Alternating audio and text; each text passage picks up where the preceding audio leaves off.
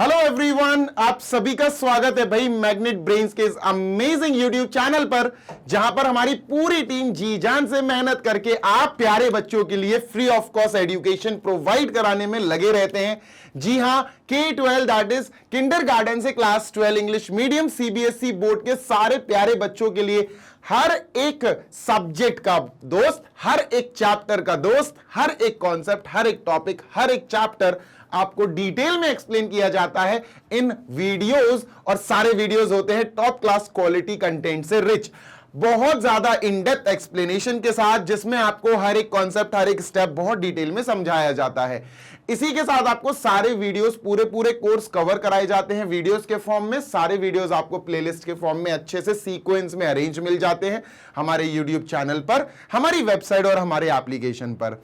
अगर आप हिंदी मीडियम के स्टूडेंट हैं या फिर किसी भी अन्य हिंदी मीडियम स्टूडेंट को जानते हैं, तो भाई उनको बता दो कि क्लास 6 से लेकर क्लास 12 तक की प्योर पढ़ाई, बहुत अच्छी तरह से पढ़ाई जो है रेगुलर और कंसिस्टेंट फॉर्म में हमारे magnet brains Hindi medium YouTube channel पर चल रही है।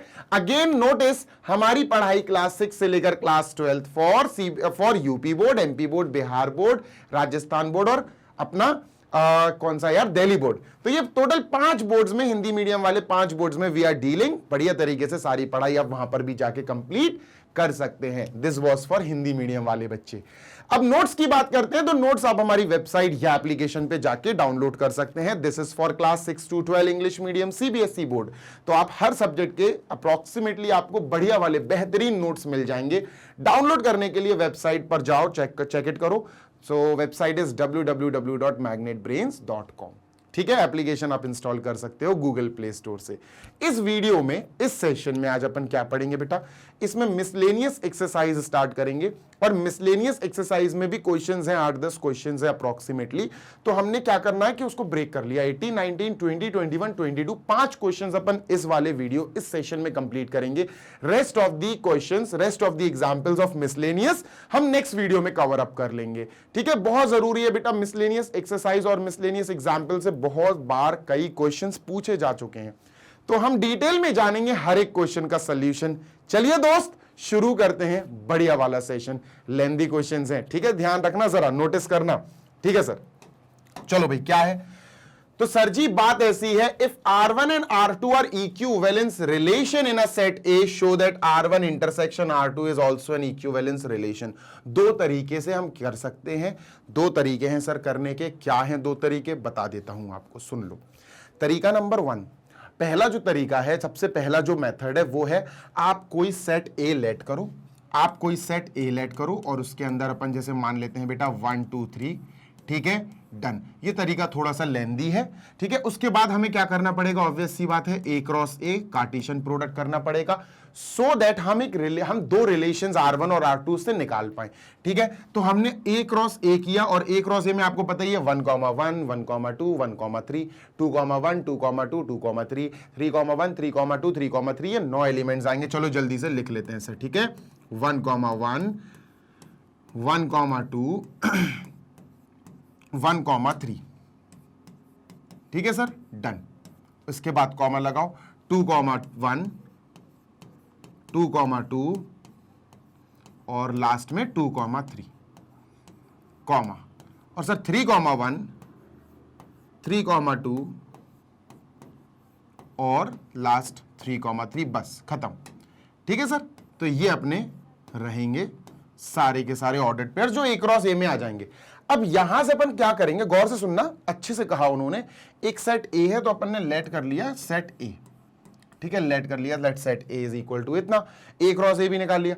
R1 and R2 are equivalence relation. याद करो बच्चा, इक्विवेलेंस रिलेशन क्या होता है?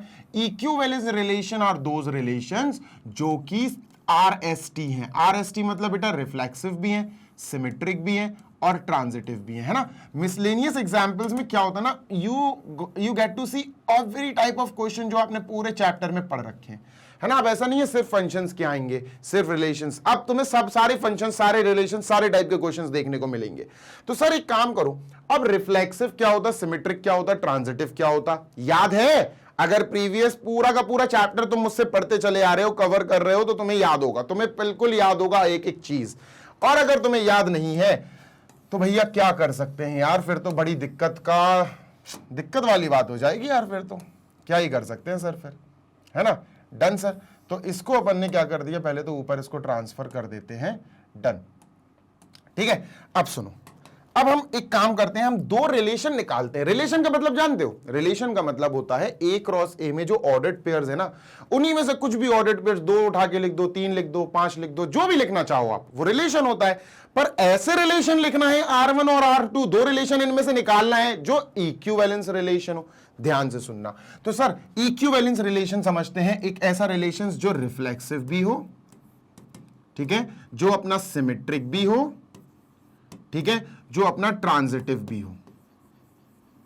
ठीक है सर, ऐसे रिलेशन। अब रिफ्लेक्सिव का क्या मतलब है, मान के चलो क्या होता है ना कि हमें रिफ्लेक्सिव जब रिलेशन चेक करना होता है, तो रिफ्लेक्सिव रिलेशन सिर्फ और सिर्फ कहता है कि हमें सेट बताओ, ए क्रॉस ए वाला जो सेट ए है वो बताओ हमें। तो रिफ्लेक्सिव को अपन ने बता दिया कि भैया यहां पर जो सेट है ना, उसने ए में हमें 1 2 3 दिया था, 3 चीजें दी थी, 1 2 3।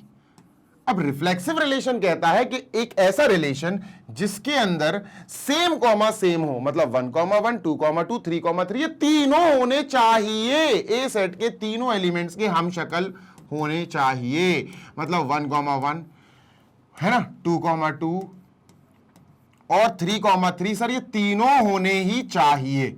समझ गए क्या, ये तीनों होने चाहिए। तो ये इसके अलावा भी कोई और से आ जाए, फॉर एग्जाम्पल 3 1 लिख दूं, इसमें 2 3 लिख दूं, कोई दिक्कत नहीं है। बस रिफ्लेक्सिव को 1 1 2 2 3 3, रिफ्लेक्सिव को ए के अंदर सारे मौजूद एलिमेंट्स के हम शक्ल चाहिए, तब रिफ्लेक्सिव होगा, है ना। मैं इक्विवेलेंस की बात बता रहा हूं जिसमें रिफ्लेक्सिव कुछ इस प्रकार देखा जाता। अब बात कर लेते हैं सिमेट्रिक की, ध्यान देना सिमेट्रिक की। सिमेट्रिक क्या कहता, सिमेट्रिक कहता है कि अगर मेरे रिलेशन, अगर रिलेशन में, सिमेट्रिक कहता है कि अगर रिलेशन में, गौर से सुनना, ए कॉमा बी है, अगर रिलेशन में फॉर एग्जाम्पल मान के चलो हमारे पास 1 3 है, मान के चलो 1 3 है, तो रिलेशन के अंदर इसका उल्टा b a भी होना चाहिए। मतलब इसके अंदर इसका उल्टा 3 1 भी होना चाहिए, ये जरूरी है।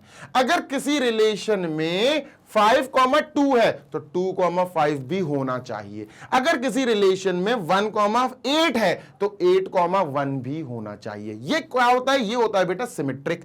ठीक है सर, ट्रांजिटिव क्या होता है, सबसे ज्यादा नाटक ट्रांजिटिव ही करेगा। अपन जितनी भी मिसलेनियस एक्सरसाइज के क्वेश्चंस और मिसलेनियस एग्जांपल्स के क्वेश्चन सॉल्व करने वाले हैं, उसमें सबसे ज्यादा नाटक अपन को ट्रांजिटिव ही करेगा, क्योंकि ट्रांजिटिव में बहुत प्रॉब्लमेटिक क्वेश्चंस होते हैं। अब ट्रांजिटिव क्या होता है, ट्रांजिटिव कहता है कि अगर मेरे रिलेशन के अंदर, अगर रिलेशन के अंदर कुछ a b जैसी चीज है ना, साथ ही साथ b c जैसी चीज है। मतलब सुनते जाना, अगर मान के चलो 1 3 है, ठीक है, अब जैसे ये 1 3, इसके आखिरी में क्या है, 3 है, इसके आखिरी में 3 है, तो एक और अगर सेट है, एक और ऑर्डर्ड पेयर है, एक और ऑर्डर्ड पेयर है जो 3 से शुरू हो रहा है, जैसे मान के चलो 3 2 भी लिख दिया मैंने, एक रिलेशन में ये है, ठीक है, एक रिलेशन में ये है। गौर से सुन लेना, अगर 1 3 जैसे इसका लास्ट का 3 और 3 2 इसका शुरू का 3 मैच कर गया, 3 लास्ट में है, 3 शुरू में, अगर ये मैच कर गया, देखो b लास्ट में है इस ऑर्डर्ड पेयर में, b शुरू में,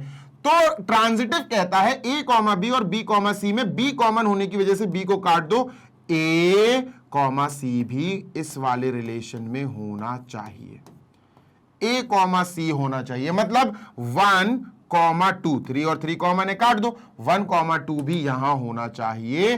अगर 1 2 यहां नहीं हुआ, अगर इसके अंदर नहीं हुआ, तो ये ट्रांजिटिव नहीं होगा। ठीक है, ट्रांजिटिव और सिमेट्रिक बेटा हम सेम कॉमा सेम के लिए चेक नहीं करते। ट्रांजिटिव और सिमेट्रिक हम सेम कॉमा सेम, मतलब मान के चल बेटा, मान के चल, यहां पर गौर से सुनना, बहुत गौर से सुनना, यहां पर जैसे मान के चलो 3 3 है, मैंने 3 3 दे दिया, ठीक है, मैंने कहा यार यहां 3 3 भी है।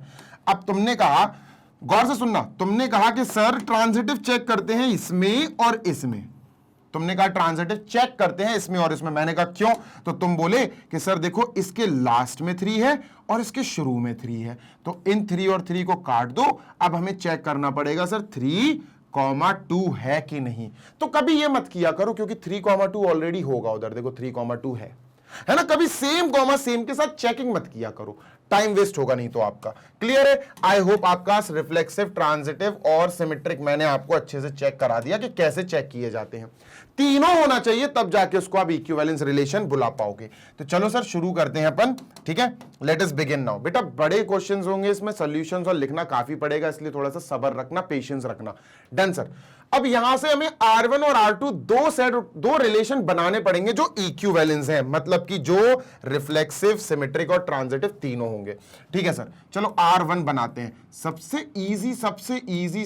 इजी रिलेशन जो रिफ्लेक्सिव भी हो, सिमेट्रिक भी हो, ट्रांजिटिव भी हो, that is same same comma same same comma same same comma same same, मतलब सेम सेम लिख दो, मतलब 1,1 लिख दो बेटा, 2,2 लिख दो बेटा, और 3,3 लिख दो। बस ये लिख दो, आपका पहला ऐसा रिलेशन बन जाएगा जो आपका रिफ्लेक्सिव भी होगा, सिमेट्रिक भी होगा, ट्रांजिटिव भी होगा। देखो बताता हूं कैसे। सर मैंने एक रिलेशन बनाया, रिलेशन पता क्या होता, इनमें से कोई भी ऑर्डर्ड पेयर एक लिख दो खाली तो वो रिलेशन हो जाएगा, ऐसे दो लिख दो खाली तो वो रिलेशन हो जाएगा। पर हमें स्पेशल रिलेशन लिखना है बेटा जो इक्विवेलेंस हो, यानी रिफ्लेक्सिव, सिमेट्रिक, ट्रांजिटिव तीनों हो। तो सर हमने सबसे पहले 1,1 लिखा, 2,2 लिख दिया और 3,3 लिख दिया। डन सर, और पैक कर दिया। सर चेक करो सच में ये इक्विवेलेंस रिलेशन है। चलो चेक करा देता हूं। इक्विवेलेंस आर का मतलब होता है रिफ्लेक्सिव। रिफ्लेक्सिव कहता है कि हमारे रिलेशन के अंदर जिस सेट का कार्टेशियन प्लेन हुआ, जिस सेट का कार्टेशियन प्रोडक्ट हुआ, जैसे ए क्रॉस ए है ना सेट, तो उस सेट ए में क्या है 1 2 3 है ना, तो ये कहेगा कि भैया 1 1 2 2 3 3 होने चाहिए। ठीक है, तो ये रिफ्लेक्सिव तो है। क्यों है? क्योंकि इसके अंदर देखो अच्छे से, इसके अंदर 1 1 2 2 और 3 3 ऑलरेडी अवेलेबल है। ठीक है सर, डन है, बिल्कुल डन है। ठीक है, ये तो रिफ्लेक्सिव तो हो गया। ठीक है सर, अब बात करते हैं आर हो गया, अब बात करते हैं एस। एस बोले तो सिमेट्रिक। एक बात ध्यान रखना, सिमेट्रिक और ट्रांजिटिव में सेम अगर है, अगर कोई रिलेशन में सेम है जो ऑलरेडी रिफ्लेक्सिव को सेटिस्फाई करा के चले गए, हम कभी भी इनको चैलेंज नहीं करते हैं कि तुम सिमेट्रिक हो या नहीं, क्योंकि ये ऑलरेडी सिमेट्रिक है। कैसे? अगर मैं कहूं सिमेट्रिक होता क्या है? सिमेट्रिक होता अगर 1,2 लिखा तो 2,1 भी होना चाहिए रिलेशन में, यही तो होता सिमेट्रिक। तो अगर 1,1 लिखा है तो इसका उल्टा भी 1,1 होगा, वो तो यही हो जाएगा, है ना, यही हो जाएगा। अगर 2,2 है तो इसका उल्टा करो, 2 यहां आ जाएगा, ये 2 यहां चला जाएगा, तो ये भी तो 2,2 ही हुआ इसका उल्टा। तो 2,2 एंड 2,2 ये खुद ही हो गए। डन है सर, बिल्कुल डन है सर, है ना। इसी के साथ बेटा, इसी के साथ अगर 3,3 का उल्टा मैं मांगू तो 3,3 का उल्टा भी 3,3 होगा, है ना। अगर मैं कहूं 5,2 है तो उल्टा करो तो तुम लिख दोगे 2,5, फिर चेक करोगे है कि नहीं। ऐसे ही बच्चों सेम कॉमा सेम में जब भी आप सिमेट्रिक चेक करो तो टाइम वेस्ट मत करा करो। सेम कॉमा सेम, 2,2 3,3 1,1 4,4 8,8 जब सेम कॉमा सेम आ जाए किसी भी ऑर्डर्ड पेयर में, तो वहां पर सिमेट्रिक ऑलरेडी वो होता है ना। ये वाला पार्ट सिमेट्रिक है, ये वाला पार्ट सिमेट्रिक है, ये वाला पार्ट सिमेट्रिक है, तो इसका मतलब सिमेट्रिक तो सारे हैं, तो ये सिमेट्रिक भी हो गया। अब बात करते हैं ट्रांजिटिव की। तो ये ट्रांजिटिव भी है। कैसे है ट्रांजिटिव? बताता हूं कैसे है ट्रांजिटिव। ट्रांजिटिव पता कब लगता? ट्रांजिटिव तब लगाना पड़ता है जब हमारे पास ए कॉमा बी वाला एक ऑर्डर्ड पेयर हो और ये बी पे खत्म हो रहा। अगर मैंने बोला अगर, if we have B comma C, अगर हमारे पास इस पे खत्म होने वाले जैसा कुछ इससे शुरू होने वाला ऑर्डर्ड पेयर है तो हम चेक करेंगे, है ना। अगर मान के चलो ये 1,2 है और 1,2 ही है हमारे पास, पूरे इसमें 1,2 है।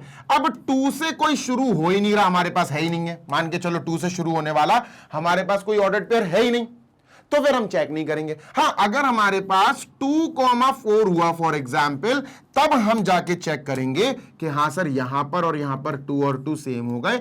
अब हमें 1,4 इसमें आगे चेक करना पड़ेगा है कि नहीं। अगर होगा 1,4 तो ठीक है, ट्रांजिटिव की कंडीशन फॉलो हो जाएगी। अगर 1,4 नहीं हुआ तो ट्रांजिटिव की कंडीशन फॉलो नहीं होगी। लेकिन ट्रांजिटिव सेम कॉमा सेम का कभी भी चेक नहीं कराया जाता। कराओगे चेक तो आपका टाइम वेस्ट होगा। आगे मैं कई क्वेश्चंस में चेक कराऊंगा भी तुम्हारी कंफ्यूजन क्लियर करने के लिए। तो सर 1,1 क्या कोई और एक ऐसा ऑर्डर्ड पेयर दिख रहा है जो जिसका शुरुआत 1 से हो? क्योंकि अगर ये एंड 1 पे हो रहा है तो शुरू 1 पे होना चाहिए किसी ना किसी को। अगर तुम्हें ये मिल ही नहीं पाया, सपोज तुम्हें यही मिला, बस तुम्हें ये नहीं मिल पाया ए कॉमा बी कि सर ये बी पे खत्म हो रहा, तो कुछ बी से शुरू होने वाली चीज भी तो होनी चाहिए, ऑर्डर्ड पेयर भी तो होना चाहिए, तब जाके हम इन दोनों को हम इस कंडीशन से गुजार पाएंगे, है ना। तो 1,1 ये लास्ट में 1 है तो शुरू में भी तो किसी के 1 होना चाहिए, है ही नहीं है सर। जब शुरू में किसी के 1 है ही नहीं तो हम क्या चेक करेंगे? फिर हम चेक नहीं कर पाएंगे, उसको ऑटोमेटिक ट्रांजिटिव कहा जाता है कि भैया तुम ट्रांजिटिव हो। तो इस हिसाब से बच्चा same comma same, same comma same, same comma same, ये ट्रांजिटिव भी हो गया। तो हम कह सकते हैं कि ये हमारा R1 है which is symmetric also, reflexive also, transitive also, ये रिफ्लेक्सिव है, ये रिफ्लेक्सिव है।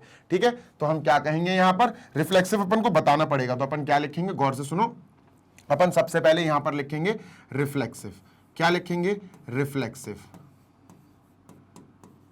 ठीक है, और रिफ्लेक्सिव में लिख के क्या छोड़ना नहीं है, छोड़ना नहीं है। रिफ्लेक्सिव में हम लिखेंगे sir R1 is reflexive, R1 is reflexive. क्यों रिफ्लेक्सिव है पूरा लिखेंगे sir. R1 is reflexive because अब क्या है इसका रीजन? बिकॉज हमारे पास A कॉमा A बिलोंग कर रहा है रिलेशन में। A कॉमा A मतलब सेम कॉमा सेम, और A क्या है? A सर कैपिटल A के अंदर मौजूद हर एक एलिमेंट है ना। For all A belongs to capital A, ये लिखना जरूरी है, ये आपको ये लिखना बहुत जरूरी है कि सर जो भी A कैपिटल A के अंदर मौजूद है, कैपिटल A के अंदर कौन है? 1 2 3, तो मतलब ये A क्या हो सकता है? ये हो सकता है, ये होगा 1 2 और 3।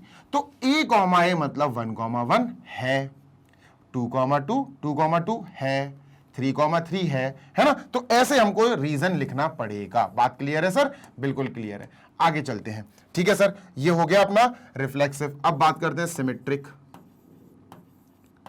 ठीक है सर, सिमेट्रिक क्यों है ये?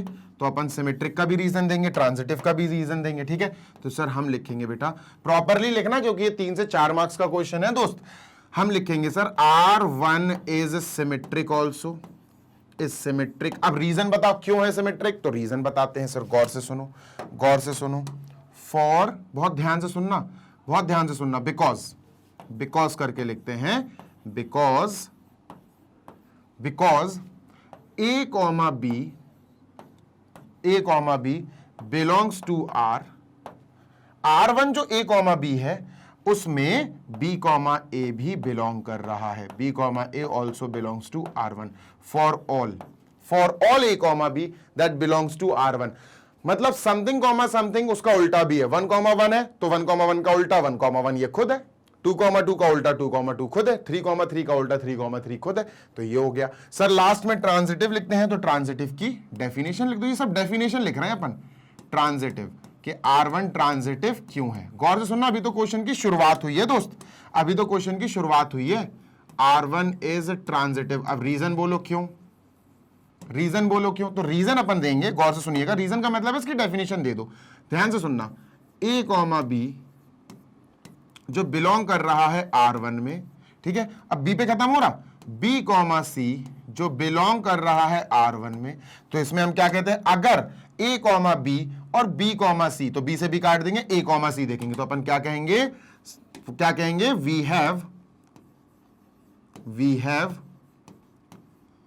B कॉमा C कह रहा हूं यार, sorry, we have A comma A, है ना। नहीं, यहां तो ये कंडीशन ही नहीं लग रही ना, अपन यहां लिख देंगे for A comma B that belongs to R, we do not have, हमारे पास A कॉमा B तो है पर B कॉमा C नहीं है। We do not have B comma C that belongs to R, हमारे पास B कॉमा C है ही नहीं है जो R1 को बिलोंग करेगा, तो ये तो ऑटोमेटिकली ट्रांजिटिव हो गया। A कॉमा B के साथ B कॉमा C भी होना चाहिए, तब A और C आप मैच कराओगे। सर इतना हो गया, क्लियर है। अब मैं इसको इरेज कर रहा हूं। अब हम चलते हैं R2 निकालने। R1 निकाल लिया, R2, और जैसे ही R1 R2 हो जाएगा बेटा मजा आ जाएगा, क्वेश्चन हमारा बहुत इजीली खत्म हो जाएगा। अब R2 लिखते हैं। R2 में बेटा आप रीजन लिख देना कि ये क्यों ट्रांजिटिव है, क्यों सिमेट्रिक है और क्यों रिफ्लेक्सिव है। पर R2 ढूंढो तो R2 ढूंढने के लिए मेरे प्यारे सबसे पहले इसको रिफ्लेक्सिव होना पड़ेगा। रिफ्लेक्सिव के लिए 1 1 2 2 3 3, तो इसमें आएगा ही आएगा। 1 1 2 2 और 3 3। सर ये तो आना ही आना है, ये तो आना ही आना है, ठीक है डन सर, ठीक है ये तो आएगा ही आएगा। अब सर 1 1 हो गया, 2 2 हो गया, 3 3 हो गया। अब रुकना जरा, अपन एक काम करते हैं 1,2 ले लेते हैं इसमें अपनी मर्जी से, है ना, बढ़ाना पड़ेगा थोड़ा तो बढ़ाना ही पड़ेगा बेटा। तो अपन एक काम करते हैं सर यहां 1,2 ले लेते हैं, ठीक है। अब 1,2 है, अगर देखो रिफ्लेक्सिव तो है, रिफ्लेक्सिव तो हो गया 1 1 2 2 3 3 रिफ्लेक्सिव तो हो गया, ठीक है सर, है ना, रिफ्लेक्सिव तो सर हो गया। ये रिफ्लेक्सिव पे तो आप चाहो तो टिक मार दो कि सर रिफ्लेक्सिव तो हो गया। सिमेट्रिक का मतलब है उल्टा। देखो इसका उल्टा ये खुद है 1,1 का उल्टा 1,1 2 का 2,2 का 2,2 3,3 का 3,3 1,2 का उल्टा नहीं है, तो 1,2 का उल्टा अब हमें 2,1 भी यहां लेना पड़ेगा in order to make this relation symmetric. तो 1,2 लेने की वजह से हमें इसका उल्टा भी लेना पड़ेगा, तो सर 2,1 हो गया। डन है, हाँ सर डन है, क्लियर है। अब 1,1 हो गया, 2,1 1,2 हो गया तो 2,1 भी हो गया, ठीक है सर, सुनते हैं ना, डन सर। अब यहां पर हमने गौर से सुनो, अब हमारा ये पूरा अभी फिलहाल जो रिलेशन है वो हमारा रिफ्लेक्सिव तो है 1 1 2 2 3 3, बस रिफ्लेक्सिव को इससे मतलब है 1 1 2 2 3 3 होना चाहिए। सिमेट्रिक है क्या? हाँ सिमेट्रिक भी है। 1,1 का उल्टा 1,1, 2,2 का उल्टा 2,2, 3,3 का उल्टा 3,3, 1,2 का उल्टा 2,1, 2,1 का उल्टा 1,2 है सर। ट्रांजिटिव है क्या? ट्रांजिटिव है क्या? ट्रांजिटिव है क्या? चलो चेक करते हैं ट्रांजिटिव है क्या नहीं है। मैंने क्या बोला था कि सिमेट्रिक और ट्रांजिटिव ये इक्वल इक्वल वालों के लिए यूज मत किया करो, इनके लिए, है ना, इनको तो देखो ही मत, चेक मत किया करो इनको, ठीक है, इनको मत देखो। अब बाकी को देख लो बेटा, इसको और इसको देख लो, ठीक है सर, इसको और इसको देख लेते हैं। मतलब 1,2 जो हमारे पास उधर है और 2,1 जो इधर है, मैच करो क्या इनके आखिरी और फर्स्ट, मतलब इसका आखिरी और इसका फर्स्ट मैच कर गया क्या? हाँ यार मैच कर गया। देखो ये हो गया अपना A, B, ये हो गया अपना B, A को C लिख दो, अभी तो सेम ही है। तो 2 और 2, B से B हटाओ, A, C चेक करो, मतलब 1,1 चेक करो। 1,1 है क्या? हाँ सर 1,1 है, 1,1 है।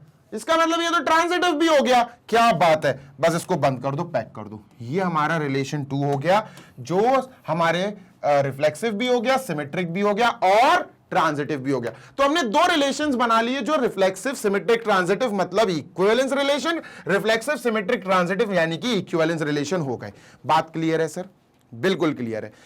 अब चलते हैं हम दूसरे स्टेप पे, है ना सर। हमने क्या करा अभी तक, इतनी देर तक हमें जो टाइम लगा, हमने दो रिलेशन R1 और R2 निकाले which are equivalence relation in set A, निकाल लिए सर अपन ने, ठीक है। R1 हो गया सर अपना बहुत बेसिकली 1 1, ठीक है सर, ध्यान से 2 2, ये एलिमेंट्स है, ये पूरा एक एलिमेंट, दो एलिमेंट और 3 3, ठीक है सर, डन, ठीक है डन सर। ये हो गया पहला रिलेशन जो कि इक्विवेलेंस है। दूसरा R2 निकालते हैं सर। R2 जो निकाला हमने वो क्या है सर?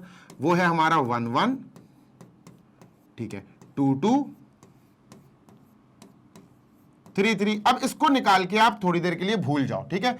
अब आप ये प्रिटेंड करो कि आपको, गौर से सुनना बेटा, आपको आगे का क्या करना है ये सोचो। अब आप भूल जाओ कि हम पीछे का ये काम कर चुके हैं, इसको हटा दो, ठीक है सर, डन। अब आप आगे की बात करते हैं। अब हमें क्या शो करना है? To show. अब हमें क्या शो करना है? टू शो, ठीक है। R1 R2 का intersection is also equivalence. R1 intersection R2, ये जो भी आएगा इज ऑल्सो इक्विवेलेंस। ये भी एक इक्विवेलेंस, ये भी एक इक्विवेलेंस रिलेशन है, ये शो करना है। ये क्या होता है इंटरसेक्शन का मतलब? मेरे प्यारे बच्चे, इंटरसेक्शन का मतलब होता है कॉमन कॉमन चीज है ना। इंटरसेक्शन जैसे मैं कहूं सेट ए है बेटा अपने पास 1 2 3, ठीक है, और उसी तरफ मैं कहूं सेट बी है अपने पास 3 4 5, ठीक है, डन सर। अब मैं कहूं ए इंटरसेक्शन बी, बताओ।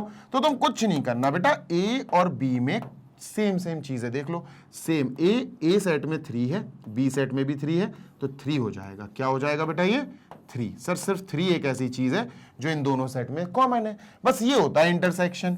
डन सर, ठीक है, डन सर। तो अब अपन इंटरसेक्शन निकालेंगे। सबसे पहला काम है इंटरसेक्शन निकालना, ठीक है।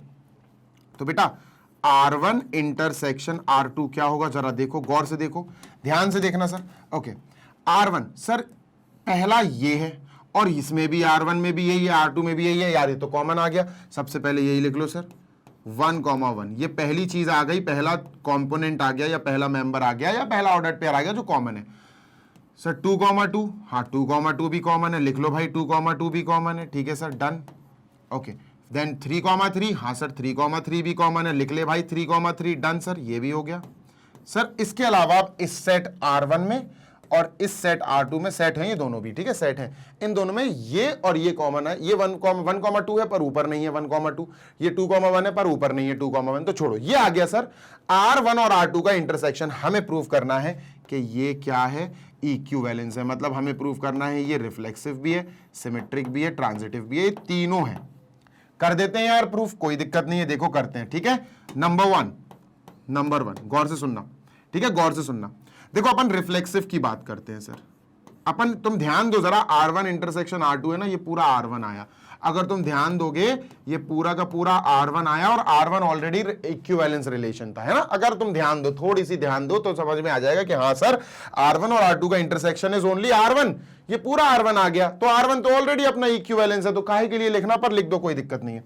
रिफ्लेक्सिव, ठीक है सर। रिफ्लेक्सिव में क्या लिखेंगे बेटा, जो बहुत गौर से सुनना, जो A, A बिलोंग कर रहा है, काहे में बिलोंग कर रहा है, ध्यान से सुनो, काहे में बिलोंग कर रहा है सर, R1 और R2 के इंटरसेक्शन की बात हो रही है। A, जो R1 और R2 में, R1 और R2 के इंटरसेक्शन में बिलोंग कर रहा है, R1 इंटरसेक्शन R2 में बिलोंग कर रहा है, तो A, ये सारे A, काहे के लिए, for all A that belongs to capital A. शुरू में चला तो अपना A ही है ना, तो A 1,1, 2,2, 3,3 है सर, ठीक है, तो ये रिफ्लेक्सिव हो गया, डन है सर, बिल्कुल डन है। अच्छा दूसरा सर, दूसरा है अपना सिमेट्रिक, है ना, दूसरा है अपना सिमेट्रिक, ठीक है सर। तो ये कैसे होगा, ये वही है सर A, B वाला, है ना। अगर हमारे रिलेशन में A, B बिलोंग कर रहा है, रिलेशन क्या है, R1 इंटरसेक्शन R2 है सर रिलेशन, ठीक है।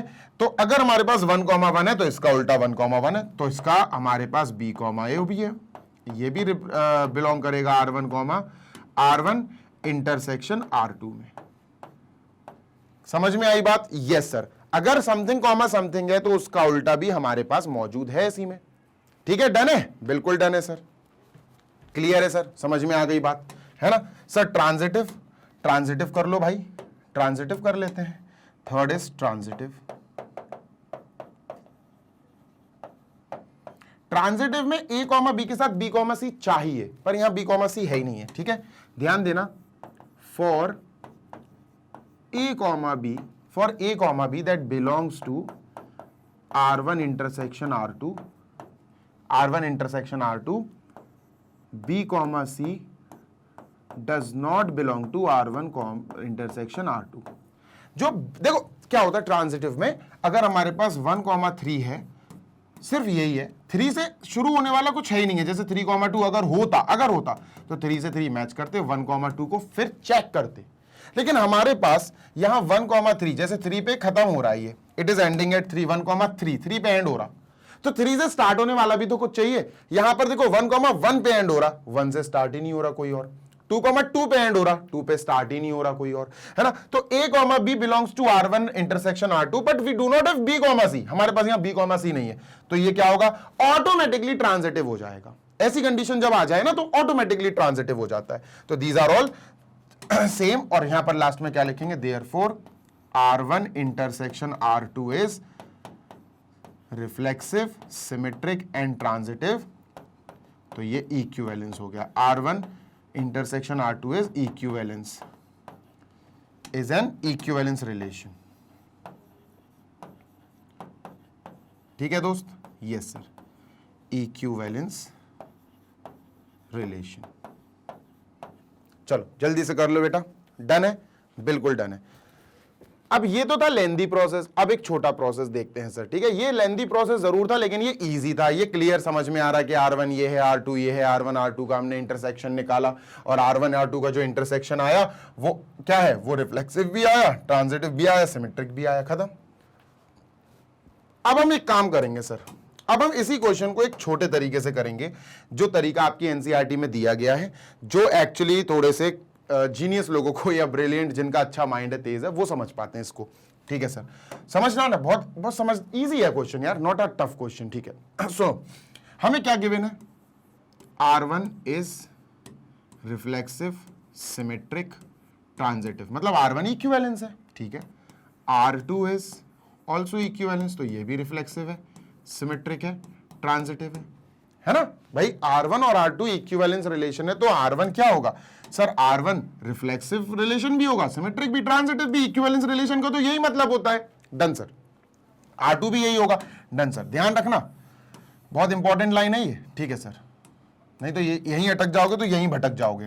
डन, अब क्या करें, गौर से सुनना, गौर से। ठीक है, क्या होता है कि जब भी हम R1 इंटरसेक्शन R2 की बात चल रही है अब, ठीक है, जब भी हम, गौर से सुनिएगा, जब भी हम बात करेंगे सबसे पहले R1 इंटरसेक्शन R2 की, तो समझ जाना कि कॉमन की बात हो रही है, R1 और R2 में कॉमन की बात हो रही। ठीक है सर, ठीक है, डन। अब हम सबसे पहले रिफ्लेक्सिव की बात करेंगे, सबसे पहले हम बात करेंगे रिफ्लेक्सिव रिलेशन की। ठीक है, रिफ्लेक्सिव रिलेशन किसके लिए, इंटरसेक्शन R1 इंटरसेक्शन R2 की। क्योंकि अगर रिफ्लेक्सिव प्रूव करा दिया, सिमेट्रिक प्रूव करा दिया, ट्रांजिटिव भी प्रूव करा दिया, तब जाके R1 intersection R2 equivalence relation साबित हो जाएगा। ठीक है, सुनो, अपन लेट कर लेते हैं सर, ध्यान से सुनना, अपन लेट कर लेते हैं एक A है, या X मान लो, चलो X मान लेते हैं। ठीक है, लेट अस से एक X है सॉरी, वो बिलोंग कर रहा है काहे से, X नहीं यार, A, A मान लो, A, A मान लो, late A, A that belongs to R1। अच्छा, ये क्यों है, A, A R1 में क्यों होगा, क्योंकि R1 ऑलरेडी रिफ्लेक्सिव है, R1 ऑलरेडी रिफ्लेक्सिव है ना, R1 ऑलरेडी रिफ्लेक्सिव है। जैसे अपन मानते हैं कि एक R1 है, अब ये काहे पे चल रहे होंगे, ये सर चल रहे होंगे सेट A पर, यानी A क्रॉस A पर, है ना, A क्रॉस A पर। अगर हम मान लें कि हमारे पास A क्रॉस A में, फॉर एग्जाम्पल A सेट में हमारे पास लेटस से एक A है, एक B है और एक C है, ये मान लिया हमने, सेट A में हमारे पास ये सारी चीजें हैं, तो हमें क्या करना पड़ेगा, गौर से सुनना, late A, belongs to R1। अगर A, R1 में है, सिर्फ A मानो अभी तुम कि let A be the set, मतलब मान के चलो A कोई एलिमेंट है और वो R1 में बिलोंग कर रहा है। ठीक है, चलो अच्छा, तुम्हें एक काम करता हूं, मैं सेग्रीगेट करके समझाता हूं, इधर समझो पहले, नहीं तो प्रॉब्लम में आ जाओगे। देखो, अपना जो R1 है, R1 क्या है, R1 एक इक्विवेलेंस है। ठीक है, और R2 भी अपना एक इक्विवेलेंस रिलेशन है। ठीक है सर, ध्यान देना, R1 और R2 दोनों इक्विवेलेंस रिलेशन है।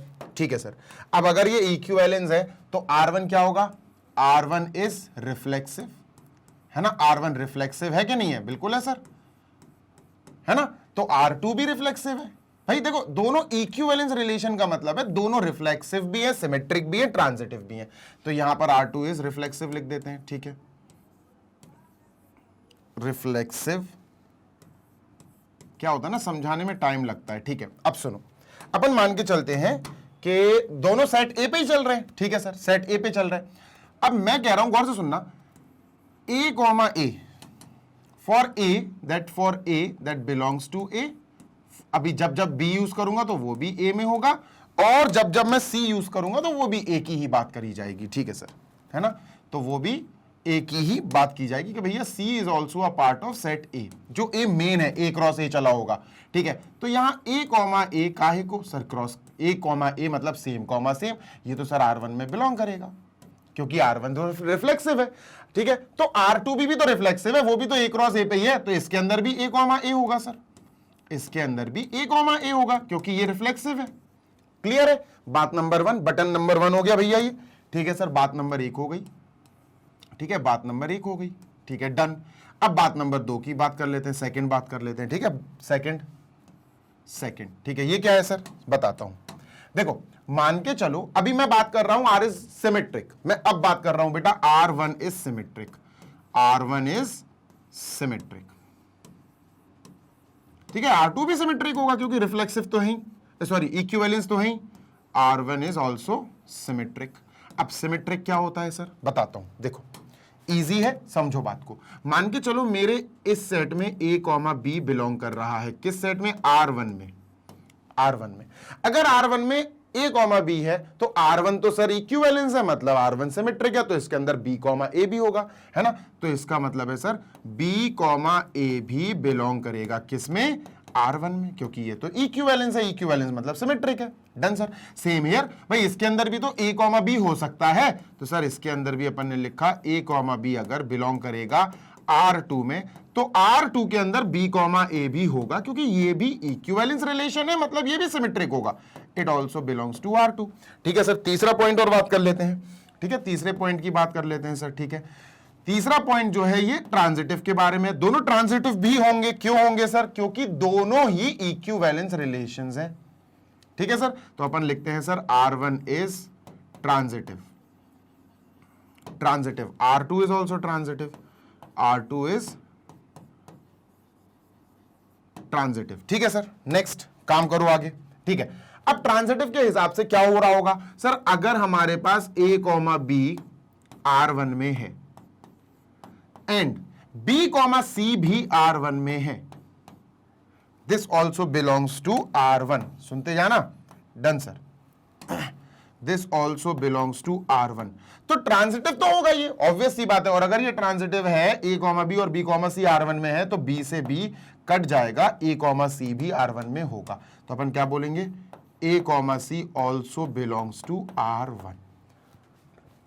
क्लियर है? हाँ सर, इधर भी यही होगा भाई। अगर R2 में a कॉमा बी है अपने पास, क्योंकि ये जो a b c ये जो है ना, ये a क्रॉस a की बात कर रहे हैं, है ना, मतलब इस पे इसका भी दावा होगा और इसका भी दावा होगा। ठीक है, डन सर। तो अगर a कॉमा बी R2 में है और b कॉमा सी भी R2 में है, this also belongs to R2। तो इसका मतलब ये ट्रांजिटिव तो होगा, b से b कट जाएगा, मतलब a कॉमा सी भी बिलोंग करेगा R2 में। अगर इतनी बात तुम्हें समझ में आ गई तो अब तुम्हें बड़ी आसानी से ये चीजें भी समझ में आएंगी। ठीक है, ठीक है, क्लियर है? हाँ सर क्लियर है। इसको हटाते हैं और अब बात करते हैं बेटा अपन किसके लिए? अब बात करते हैं R1 इंटरसेक्शन R2 के लिए। ठीक है, R1 इंटरसेक्शन R2। ठीक है यार, एक बात बताओ, R1 और R2 का जब इंटरसेक्शन किया जाएगा तो उसमें तो a1 a comma a common आएगा भाई। R2 के अंदर भी a कॉमा a है, R1 के अंदर भी a कॉमा a है। तो इसका मतलब मैं ये कह सकता हूं कि R1 और R2 दोनों में a कॉमा a होने की वजह से R1 इंटरसेक्शन R2 में भी a कॉमा a होगा। होगा कि नहीं होगा? नहीं आ रही समझ में? सिंपल सी बात है सर, अगर R1 और R2 दोनों के अंदर a कॉमा a है तो R1 इंटरसेक्शन R2 के अंदर भी a कॉमा a होगा। भाई यही तो बोल रहा हूं मैं। देखो मैं बोल रहा हूं, गौर से सुनो, a कॉमा a ये बिलोंग कर रहा है R1 में। देखो ये तो है R1 में है, ठीक है। And a comma a belong कर रहा है R2 में भी, बिलोंग टू R2 ऑल्सो। देखो a comma a belong to R2 also. अब दोनों में ही a कॉमा a है, तो यार ये तो इंटरसेक्शन का मतलब होता है कॉमन, मतलब दोनों में जो चीज हो, तो इसका मतलब ये एंड ये इसके इंटरसेक्शन में भी होगा, है ना। दिस इंप्लाइज कि भैया a comma a will also belong to R1 intersection R2। और अगर R1 इंटरसेक्शन R2 के अंदर सेम कॉमा सेम है तो ये क्या हो गया? तो ये तो सर हमारा आराम से प्रूव हो गया कि क्या हो गया, therefore R1 intersection R2 is reflexive. Sir ये तो रिफ्लेक्सिव हो गया, ठीक है सर, डन, क्लियर है, डन सर। अब फिर से करते हैं R1 इंटरसेक्शन R2 की बात। अब किसकी बात होगी सर? अब बात होगी, रिफ्लेक्सिव हो गया, अब सिमेट्रिक की। सोचना, कुछ सोचना, ठीक है, ध्यान से सोचना। सर अगर a कॉमा बी बिलोंग कर रहा है किसको? R1 को। देखो R1 को ऑलरेडी बिलोंग कर रहा है, देखो a comma B belongs to R1, है ना। a comma B belongs to R1 and b comma a also belongs to R1 and b comma a also belongs to R1। मतलब R1 के अंदर a comma b और b comma a दोनों है, मतलब a comma b का उल्टा b comma a दोनों है, a comma b comma a ये दोनों है। एंड R2 के अंदर भी यही दोनों है, R2 भी a कॉमा b को फॉलो कर रही है। सर R2 के अंदर भी a कॉमा b है and B comma A also belongs to R2। तो सर हम क्या कह सकते हैं, वी कैन से कि भैया ये R1 में भी है और इसका उल्टा भी R1 में है। यही चीज बिल्कुल A कॉमा B R2 में है और इसका उल्टा B कॉमा A भी R2 में। तो हम क्या बोल सकते हैं, therefore A comma B and B comma A both belongs to R1 intersection R2। भाई R1 इंटरसेक्शन R2 क्या होता है, कॉमन चीज है भाई। R1 में A कॉमा B और B कॉमा A है, R2 में भी A कॉमा B और B कॉमा A है, तो R1 इंटरसेक्शन R2 में भी तो ये दोनों होंगे। और अगर A कॉमा B और B कॉमा ये आपस में एक दूसरे के ऑपोजिट है, A कॉमा B का उल्टा B कॉमा A दोनों ही इंटरसेक्शन में है, तो हम क्या कह सकते हैं, this implies that R1 intersection R2 is symmetric. ठीक है, दो चीजें हो गई, जल्दी से इसको देख लो, फिर इसको इरेज करूं मैं। डन है, सारा कुछ इधर से हो रहा है बेटा, इन दोनों की मदद से हो रहा, क्योंकि R1 और R2 दोनों इक्विवेलेंस दिए गए थे। डन है सर, बिल्कुल डन है, जल्दी से देख लो, इसको इरेज करना है। Done sir, R1 intersection R2 reflexive भी निकला, R1 इंटरसेक्शन R2 सिमेट्रिक भी निकला, बस ट्रांजिटिव और करा देंगे तो ये इक्विवेलेंस हो जाएगा। डन है सर, ठीक है। तीसरी चीज R1 इंटरसेक्शन R2, ठीक है। नेक्स्ट तीसरी चीज सुनना, मैं R1 की बात करता हूं यार। R1 में A कॉमा B जब था, ये R1 को बिलोंग कर रहा था, और B कॉमा C जब R1 में था, तो R1 तो इक्विवेलेंस मतलब ट्रांजिटिव भी होगा। तो इस हिसाब से हमने क्या बोला था कि यार अगर ऐसी चीज आ रही है तो इससे ये कट जाएगा, A कॉमा C भी R1 में होगा, ये गारंटीड है ना। तो ये इंप्लाइज क्या करेगा, A comma C also belong to R1। क्यों, क्योंकि R1 ट्रांजिटिव है, तो R1 इक्विवेलेंस है, तो उसको ट्रांजिटिव होना पड़ेगा। ये है देखो, A कॉमा B और B कॉमा C R1 में है, तो फिर A कॉमा C को R1 के में भी होना पड़ेगा। A कॉमा C को R1 में क्यों होना पड़ेगा, क्योंकि इक्विवेलेंस चल रहा है। इक्विवेलेंस मतलब ट्रांजिटिव, उसको होना ही पड़ेगा, ये बात तो श्योर है। ठीक है, ये बात तो सर उसको श्योर है। चलो नेक्स्ट, अच्छा ये हो गया, ठीक है सर। अच्छा A कॉमा B R2 में भी अगर है, फॉर एग्जाम्पल R2, क्योंकि R1 और R2 दोनों बन तो A comma B comma C capital A set से ही रहे ना, हाँ सर, है ना। और A कॉमा B अगर R2 में है और B कॉमा C भी R2 में है,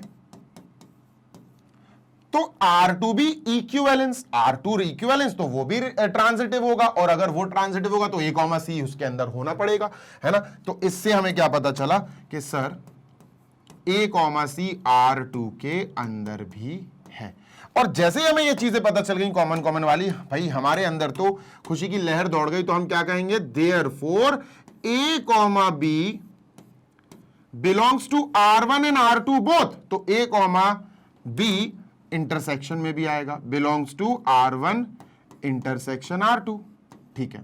B कॉमा C R1 और R2 दोनों में है, ठीक है सर। तो अपन लिखेंगे B comma C belongs to R1 intersection, भाई कॉमन होगा ना, इंटरसेक्शन मतलब दोनों में है, R1 और R2 दोनों में, तो कॉमन में आएगा, है ना। एंड मोस्ट इंपॉर्टेंट, इन दोनों में, ये भी R1 में है, ये भी R2 में है ना, ये R1 में भी R2 में भी है। तो इसका मतलब क्या होगा, इसका मतलब होगा A comma C belongs to common, यानी इन दोनों का intersection, R1 and R2 both, यानी R1 और R2 का इंटरसेक्शन। अब ये R1 इंटरसेक्शन R2 जो भी है, इसके अंदर A कॉमा B है, R1 इंटरसेक्शन R2 जो भी है, इसके अंदर B कॉमा C है, तो B से B काट दिया, A कॉमा C भी होना चाहिए, और A कॉमा C भी उसके अंदर है। तो इसका मतलब क्या हुआ, therefore R1 intersection R2 is transitive also, ठीक है। लास्ट में लिख देंगे R1 intersection R2 is reflexive, symmetric and transitive, hence it is equivalence, लिख देना बेटा आप, इक्विवेलेंस रिलेशन। लंबा गया लेकिन यार इंपॉर्टेंट है ये क्वेश्चन, बहुत इंपॉर्टेंट है, हद से ज्यादा इंपॉर्टेंट है, सीरियसली। अब एग्जाम्पल 19 पे चलते हैं, ठीक है। Moving on to example number 19, और देखते हैं सर एग्जाम्पल 19 में ऐसा क्या है जो इतने बच्चे उससे डरते हैं, ठीक है। ऐसा कुछ है नहीं इतना उसमें टफ, पर ये लिखने, पता मेन खेल होता है इस चैप्टर में लिखने का अंदाज। जिसको लिखने का अंदाज आ गया वो जीत गया, वो खेल गया, ये समझ लो। ठीक है सर, डन। चलो आगे चलते हैं, मूविंग ऑन टू नेक्स्ट, और देखते हैं सर क्या है क्या नहीं। बहुत ध्यान से सुनना, बहुत अलग क्वेश्चन आने वाला है एग्जाम्पल 19। देखते हैं क्या है वैसे। हाँ, let R be a relation on set A of ordered pairs of positive integers defined by this. ठीक है, सुनो,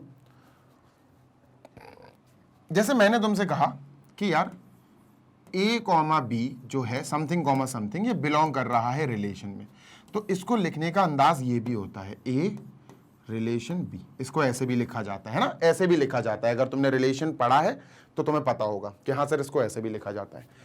इस बार अपन को ऐसे ही लिख के दिया गया है, इस बार अपन को ऐसे ही लिख कर दिया गया है कि x कॉमा वाई, ध्यान से सुनना बेटा, x कॉमा वाई जो है ये पूरा एक कंपोनेंट है, इसको एक मानो। ये पूरा का पूरा तुम सोच लो कि ये a दिया गया है, a है ना, a दिया गया है, फिर r रिलेशन लगा दिया गया है। थोड़ा सा कलर चेंज कर देता हूं, यहां पर r लिख देते हैं सर अपन, ठीक है, रिलेशन, और फिर इसके बाद अपन क्या लिखेंगे, u comma v, u comma v। Done sir, है ना, ये पूरा दूसरी चीज हो गई, दूसरा कंपोनेंट मान लो। डन, तो कंफ्यूज मत हो ना, ये रिलेशन ही दिया गया है, ठीक है। अच्छा, ये रिलेशन कैसे इसका वो डेफिनेशन क्या है, बहुत गौर से सुनना। यहां पर इन्होंने ये कहा है कि ये तब है, ये तब होगा रिलेशन, ये किस टाइप का रिलेशन है, मतलब क्या कनेक्टिविटी है। इफ एंड ओनली इफ मेरे बच्चे, if and only if X V is equal to Y U, X V is equal to Y U. अब सुनो, मैं तुम्हें बढ़िया चीज बताता हूं, ध्यान से सुनना। एक काम करो, एक काम करते हैं, पहले तुम्हें ये मैटर समझाता हूं कि ये है क्या। इसको थोड़ा सा अपन नंबर्स में ले लेते हैं, नंबर 1, नंबर 2, नंबर 3 और नंबर 4। ठीक है, ध्यान रखना सर, x इंटू वी का मतलब है 1 इंटू 4, तो कुल मिला के first into fourth is equal to y into U second into third, second into third. ये ध्यान रखना है बस तुम्हें कि फर्स्ट और लास्ट का multiply should be equal to second and third का मल्टीप्लाई। बस ये तुमने अगर याद रख लिया बेटा तो बस मजा आ गया तुम्हें, ये चीज समझ में आ जाए अगर तुम्हें, है ना। ये बहुत इंपॉर्टेंट चीज है यार बच्चा, बहुत ही ज्यादा, मतलब आप सोच भी नहीं सकते कितनी ज्यादा इंपॉर्टेंट है, जान है पूरे फंक्शन की। ठीक है, अब सुनना, पूरे रिलेशन की, सॉरी फंक्शन नहीं, रिलेशन की। अब सुनो, इन्होंने कहा है show that R is an equivalence relation, हमें रिलेशन R बताना है सेट ए ऑर्डर्ड पेयर। ठीक है, ठीक है, ठीक है। अच्छा, इक्विवेलेंस का मतलब समझते हो ना, तुम्हारा रिफ्लेक्सिव भी, सिमेट्रिक भी और ट्रांजिटिव भी, तीनों होने चाहिए। ठीक है, कैसे करेंगे सर, इजी है, बताता हूं कैसे करेंगे, बहुत बेसिक्स है, बहुत ही ज्यादा बेसिक है, पानी देना। ठीक है, अब इसको कंप्लीट करते हैं अपन, बहुत नॉर्मली से सुनते जाना और समझते जाना तो तुम्हें समझ में आएगा। ठीक है सर, अब सुनो, हम गौर से सुनना मेरी बात, रिफ्लेक्सिव चेक करने चल रहे हैं। ठीक है, हम रिफ्लेक्सिव चेक करने चल रहे हैं। ठीक है, रिफ्लेक्सिव, रिफ्लेक्शन क्यों लिख रहे हो, रिफ्लेक्सिव, फ्लेक्स, FLEXIVE। ठीक है, चेक रिफ्लेक्सिव। ठीक है सर, ध्यान देना जरा, बिल्कुल। क्या होता है रिफ्लेक्सिव, रिफ्लेक्सिव होता sir same comma same. Reflexive तो सेम कॉमा सेम होता, हाँ यार, रिफ्लेक्सिव तो सेम कॉमा सेम होता, A comma A, B comma B, M comma M, same comma same आना चाहिए। बिल्कुल सर, सही बात है, सुनते जाना मेरी बात। अगर हम इस रिलेशन को ऐसा लिख दें, x कॉमा y, ठीक है, x कॉमा y, R यानी रिलेशन x कॉमा y। ठीक है, क्या ये वाला पार्ट, ये वाला ऑर्डर्ड पेयर जो भी है ये सेम कॉमा सेम, क्या ये वाली कंडीशन फॉलो करेगा? अगर ये कंडीशन फॉलो कर देगा तो ये हिस्सा होगा रिलेशन R का, तब हम इसको लिख सकेंगे ऐसे, तब हम इसको लिख सकेंगे कि हाँ भैया belong to R, same comma same. अब ये कैसे चेक करेंगे, सुनते जाना, कैसे चेक करेंगे, देखो चेक करने का तरीका, ध्यान से सुनोगे तो समझ में आएगा। ठीक है, 1 फर्स्ट, सेकंड, थर्ड, और ये हो गया अपना फोर्थ। ध्यान देना जरा, ठीक है सर, क्लियर? हाँ, अच्छा चेक करो जरा, चेक करना है कि 1 और 4 का मल्टीप्लीकेशन इक्वल आना चाहिए सेकंड एंड थर्ड के। चलो चेक करते हैं सर, ठीक है। तो हम करते हैं फर्स्ट इंटू फोर्थ, और हम चेक करेंगे सेकेंड इंटू थर्ड। डन। और हम देखेंगे कि यहां इस डिब्बे में, इस बॉक्स में इक्वल आ रहा है कि नहीं। अगर इक्वल आ गया तो हम लिख देंगे कि हाँ बिलोंग टू आर है भैया, रिलेशन के अंदर इसको जगह मिल जाएगी। ठीक है सर। चलो क्या है सर, फर्स्ट है x और फोर्थ है y, तो x इंटू वाई आ गया सर, LHS आया x इंटू वाई। ठीक है। Third, second and third, sir second है y, थर्ड है x, तो y इंटू एक्स आ गया। और मेरे प्यारे बच्चे x y और y x तो इक्वल होते यार, ये तो इक्वल आ गया। मतलब ये कंडीशन फॉलो कर दी इसने, किसने, x, y, R x, y ने फॉलो कर दी। तो इसका मतलब क्या हुआ, इसका मतलब हम लिख सकते हैं देयरफॉर, ध्यान दीजिएगा, x, y relation x, y इस रिलेशन का हिस्सा होगा, that belongs to R 101% sure. ये आर का रिलेशन का हिस्सा होगा, क्योंकि इसने दी हुई कंडीशन या दिए हुए रिलेशन के फंक्शन को, फंक्शन कह रहा हूं, दिए हुए रिलेशन के कंडीशन को फॉलो कर दिया। तो हम क्या बोलेंगे, आर इज बेटा रिफ्लेक्सिव। क्या बोलेंगे, R is reflexive. Getting my point? Yes sir. चलो आगे चलते हैं। ठीक है, लेट अस मूव ऑन। अब आगे चलते हैं। तो ये तो रिफ्लेक्सिव हो गया सर, इतनी बात क्लियर है सर। तो अपन लिखेंगे therefore R is reflexive. Erase करूंगा इसको अब मैं। ठीक है, तो रिफ्लेक्सिव तो हो गया। नेक्स्ट, नेक्स्ट इसको इरेज नहीं करूंगा, इसको छोटा सा कर देता हूं। रुकना जरा, यहां ठीक है, इसको यहां। ठीक है, अब इसको जरा अपन किनारे कॉर्नर में फेंक देते हैं। ठीक है, अब किसकी बात होगी सर, ऑब्वियस ही बात है, अब सिमेट्रिक की बात होगी। सिमेट्रिक, SYMMETRIC, अब सिमेट्रिक की बात होगी। ठीक है, सिमेट्रिक क्या होता है, सोचो सोचो सोचो। सिमेट्रिक होता है सर, A, B अगर रिलेशन में है, A, B, ऐसे बताता हूं, सुनो। सपोज अपने पास रिलेशन में A, B है, इसको A, B पढ़ रहा हूं, क्योंकि लिखा इसी अंदाज में है ना, तो इसको लिखना पड़ेगा। अगर ये बिलोंग कर रहा है रिलेशन में, अगर रिलेशन में है, अगर ये रिलेशन में है सर, तो इसका मतलब B, A भी होगा, B, A ये भी होगा। अच्छा, जब ऐसा लिखते हैं ना तो रिलेशन का सिंबल नहीं लगाते, ये सिंबल नहीं लगाते। ठीक है, ये सिंबल अपन नहीं लगाते। तो ये भी होना चाहिए सर, ये दोनों अगर हुए तो हम कह देंगे कि रिलेशन क्या है, सिमेट्रिक है। तो ये दोनों चेक करेंगे, कोई दिक्कत नहीं है सर, आराम से चेक कर लेंगे, कोई बड़ी बात नहीं है। ठीक है, कैसे चेक करेंगे, इसको इरेज कर दूं मैं जरा। ठीक है सर, देखो ग्रीन कलर ले लेते हैं, सुनते हैं ना मेरी बात। ठीक है सर। सर अगर मैं x, y, क्योंकि यहां ऑर्डर्ड पेयर की बात चल रही ना, ऑर्डर्ड पेयर x, y। ठीक है, अगर मैं x, y को एक साइड ले लूं तो मुझे क्या चेक करना है, मुझे चेक करना है कि यहां अगर x, y है तो वहां पर y, x होना चाहिए। y, x होना चाहिए दोस्त, हर हालत में होना चाहिए। अच्छा सर, पक्की बात है, अगर x, y है तो वहां y, x होना चाहिए, पक्की बात है? नहीं, ये नहीं होना चाहिए। सुनो, ये नहीं है। अब आप कंफ्यूज हो गए। x, y, गौर से सुनिएगा, x, y ये पूरा का पूरा एक कंपोनेंट है, एक, और v, u, v ये दूसरा कंपोनेंट है, ये दूसरा मेंबर है। ठीक है, तो अगर ये बिलोंग कर रहा है, अगर ये रिलेशन में है, तो हमें चेक करना है, इसको यहां और इसको यहां रखना है। u, v relation x, y, हमें ये चेक करना पड़ेगा। समझ गए, ये चेक करना पड़ेगा। समझो बेटा, समझो, ये पूरा का पूरा एक चीज, ये पूरी की पूरी दूसरी चीज, तो ये वहां और ये यहां आ जाएगी। समझे, इनकी प्लेस चेंज हो जाएगी। ठीक है सर, तो ये हो गया अपना फर्स्ट, सेकंड, थर्ड, और ये हो गया बेटा अपना फोर्थ। डन। ठीक है, चलो सर चेक कर लेते हैं।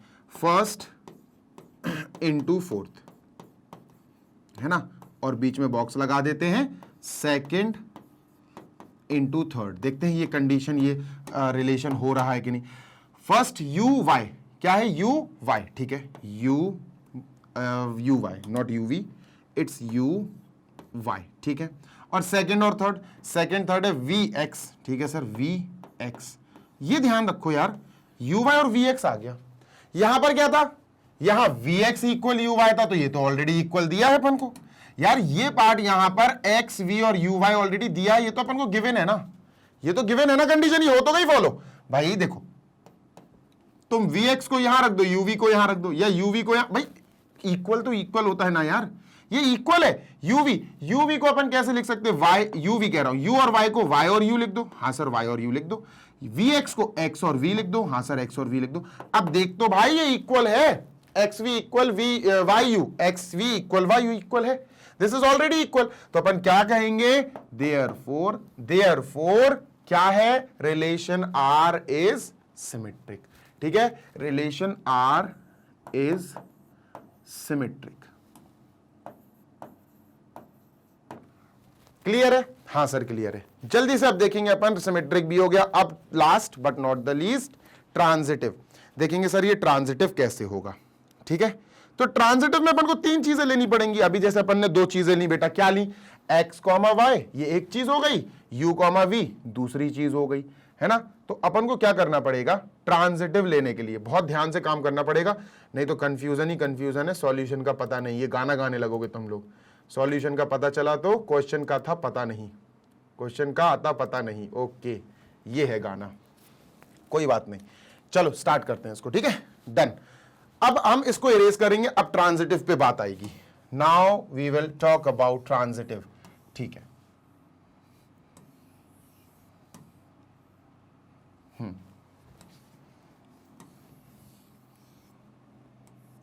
इसको हटा देते हैं, ठीक है, इतना काफी है, ठीक है, डन है।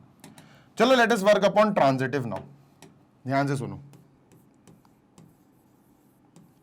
ट्रांजिटिव, ठीक है, डन। अब ट्रांजिटिव पे काम करने से पहले आपको एक बात ध्यान देनी पड़ेगी, ध्यान से सुननी पड़ेगी। ट्रांजिटिव में बेसिकली तीन चीजें होती हैं, एक ए कॉमा बी, एक बी कॉमा सी, तब जाके ए कॉमा सी चेक होता है, आपको पता है ना। देयर इज नथिंग न्यू कि सर ए रिलेशन बी होना चाहिए और फिर बी रिलेशन सी होना चाहिए, तब जाके हम चेक करते हैं कि ए रिलेशन सी है कि नहीं है। अगर ये ए रिलेशन सी, क्योंकि बी और बी कट जाता है, ए रिलेशन सी अगर हो जाएगा रिलेशन में मौजूद, तो हम कह देंगे ट्रांजिटिव, है ना। ये हम चेक करते हैं, डन, है ना। और अच्छे से बता दूं तो भैया ये सुन लो कि अगर हमारे पास ए कॉमा बी किसी रिलेशन में है ना, या और बी कॉमा सी भी हमारे पास रिलेशन में है, तो हम क्या करेंगे, बी से बी कॉमन ले लेंगे या काट देंगे, ये लास्ट में ये शुरू में, तो फिर हम ए कॉमा सी चेक करेंगे। ए कॉमा सी हमारे रिलेशन में बिलोंग है तो ये ट्रांजिटिव है, नहीं है तो ये ट्रांजिटिव नहीं है। बस इतना सा फंडा है बॉस, ठीक है सर। सुनो, सुनते जाओ, इजी लगेगा, सुनते जाओ।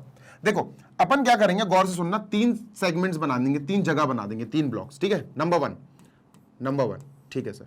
अपन एक काम करते हैं, अच्छा एक्स वाई में चल रहा है ना, हाँ एक्स वाई। अपन एक कंपोनेंट, एक चीज ले लेते हैं, एक्स कॉमा वाई, ये पूरी एक चीज है, मेरी बात सुन लो बेटा, ये पूरी एक चीज है।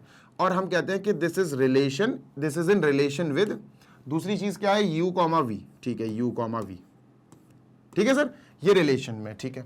और दूसरी चीज हम बनाते हैं, गौर से सुनिएगा, दूसरी चीज हम बनाते हैं जैसे दिस कॉमा दिस, अब दिस कॉमा समथिंग, तो U comma V is in R with A comma B ले लो, चलो हटाओ, ए कॉमा बी ले लेते हैं। अब हमें पहले तो चेक करना पड़ेगा क्या इसका फर्स्ट कॉमा लास्ट रिलेशन में है या नहीं, ठीक है। नहीं आ रही बात समझ में, देखो सुनो, पर्पल कलर देना, okay, this is something comma something in relation, ये लास्ट में आया। अब ये लास्ट में आया तो ये शुरू में something comma something is in relation, तो this comma this is in relation, this comma this in relation, ये दोनों मैच कर गए, इनको काटो, हमें चेक करना पड़ेगा this comma this is in relation और नॉट। तो बेसिकली इस पूरे में हमें चेक करना है एक्स कॉमा वाई, ठीक है, रिलेशन ए कॉमा बी, हमें ये चेक करना है। ये अगर ट्रू आ गया तो हमारा ये ट्रांजिटिव हो जाएगा, this we have to check, है ना। अभी थोड़ा सा समझ गए होगे आई गेस, अभी समझ में आया होगा, ठीक है। आप सुनते जाओ, बहुत गौर से सुनना, ठीक है, ध्यान से सुनना। सर अगर ये चीज है, ये चीज ऑब्वियसली बात है ही, ये तो है, हमने तो ये तो है ही, है ना, ये हमने लेट कर ली, ठीक है sir.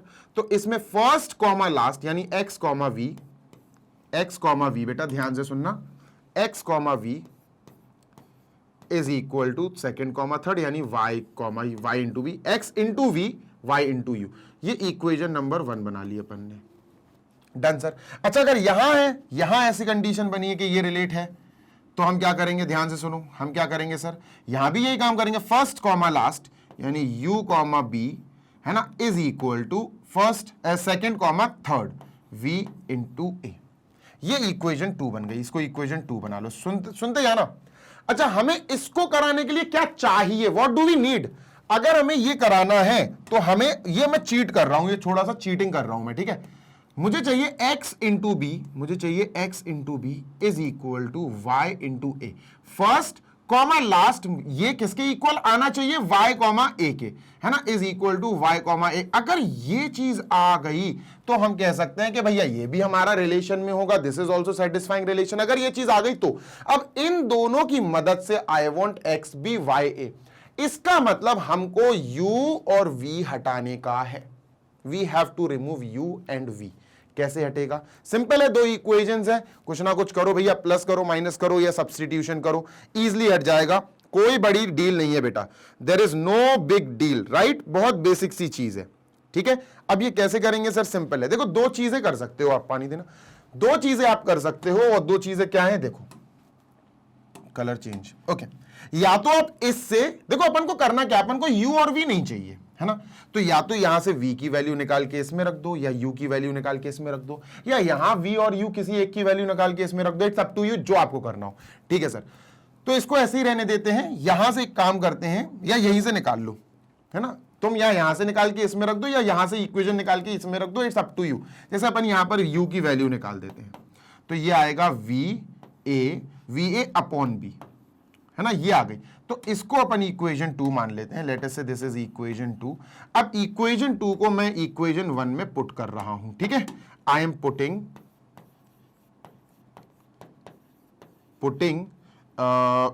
u is equal to va upon b, है ना, इन इक्वेशन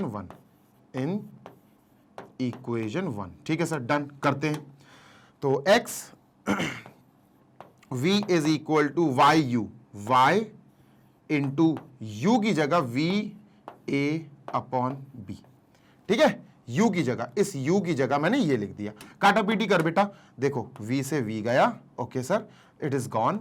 b यहां आ जाएगा मल्टीप्लाई होने, तो it will have x into b is equal to y into a, okay sir, y into a. अब ये चीज तुम्हें कुछ देखी देखी लग रही है, ये चीज तुम्हें कुछ देखी देखी लग रही है? देखो ये आ गया, जो अपन को चाहिए था बेसिकली वो आ गया। और अगर ये चीज आ गई तो अपन क्या कह सकते हैं? इसके बाद अपन कह सकते हैं सर, इसके बाद अपन कह सकते हैं विच इंप्लाइज, इसकी मदद से हम कह सकते हैं कि ये भैया हमारे रिलेशन को 100% सेटिस्फाई करेगा। x, y R a, b, समझ गए कि ये भी हमारे रिलेशन को सेटिस्फाई करेगा। तो इसका मतलब रिलेशन क्या हो गया? Therefore R is transitive. और अगर R रिफ्लेक्सिव भी है, सिमेट्रिक भी है, ट्रांजिटिव भी है, तो एक लाइन और लिख लेना मेरे लिए बेटा, मैं नहीं लिख पाऊंगा, स्पेस कम है। Therefore R is symmetric, reflexive and transitive, hence it can be called as an equivalence relation। यही हमें यहां पर प्रूव करना था। क्लियर है? हाँ सर क्लियर है, 110% क्लियर है। तो आई होप आपको example number 19 that is 19th भी समझ में आ गया होगा, ठीक है। डन सर, चलो आगे चलते हैं, ठीक है। मूविंग ऑन टू नेक्स्ट, और देखते हैं सर क्या है अपना example number 20 that is 20th, है ना। 20th एग्जाम्पल पे चलते हैं। चलो देखते हैं 20th एग्जाम्पल में क्या छुपा है खास सर। इसको इरेज कर दूं? यस सर, ये अपना 20 एग्जाम्पल आ गया है। बहुत ज्यादा कुछ लिखा हुआ है यार यहां तो, ठीक है सर। क्या है हमारे पास? एक सेट x है, 1 2 3 4 5 6 7 8 9, ठीक है। उसमें एक रिलेशन R1 है। Let R1 be a relation in x given by R1 is equal to x, y, x minus y is divisible by 3 and R2 be another relation. अच्छा, दो रिलेशंस की बात हो रही है, ठीक है। यहां R1 को हेडिंग में डाल देता हूं मैं, ठीक है। रिलेशन 1 के अंदर सिर्फ वही वाले ऑर्डर्ड पेयर्स आएंगे, समथिंग कॉमा समथिंग। कौन से वाले आएंगे?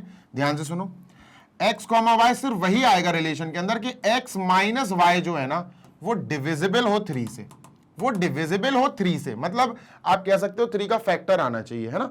समझता हूं। अब बेसिक सी बात है, जो अपना रिलेशन है वो x क्रॉस x यानी a cross a, b cross b। तो हमारा रिलेशन x क्रॉस एक्स पे होगा, है ना, एक्स क्योंकि हमारे पास एक बड़ा सेट है, तो ऐसा लिख देता हूं मैं एक्स क्रॉस एक्स, है ना, ये होगा।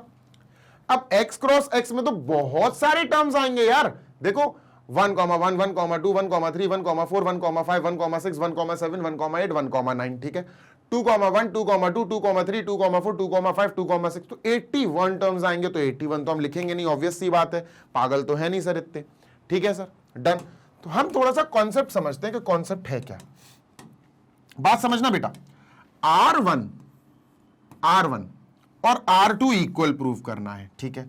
R1 में हमने देखा यार कि R1 में बेसिकली, ध्यान से सुनना, अगर मैं 1,1 ले लूं, गौर से सुनना, अगर मैं 1,1 ले लूं, इफ आई टेक 1,1, ठीक है, और फिर मैं कहूं कि यार 1,3 1,2 ले लूं, ठीक है सर, 1,2, फिर मैं 1,3 ले लूं, ठीक है, 1,4 ले लूं, अभी तो मैं सिर्फ एक्सप्लेन कर रहा हूं मैं, 1,4, अभी इतना ही ले लेते हैं, इतना ले लेते हैं, ठीक है, सुनते जाना, ये हुआ x, ये हुआ y, x और y, ठीक है, हाँ सर, ये हुआ x, ये हुआ y, ठीक है, ये x और ये y, डन है, हाँ सर डन है, ये x और ये y, हाँ सर, ये x और ये y, क्लियर, हाँ सर क्लियर है, ये x और ये y, ठीक है सर।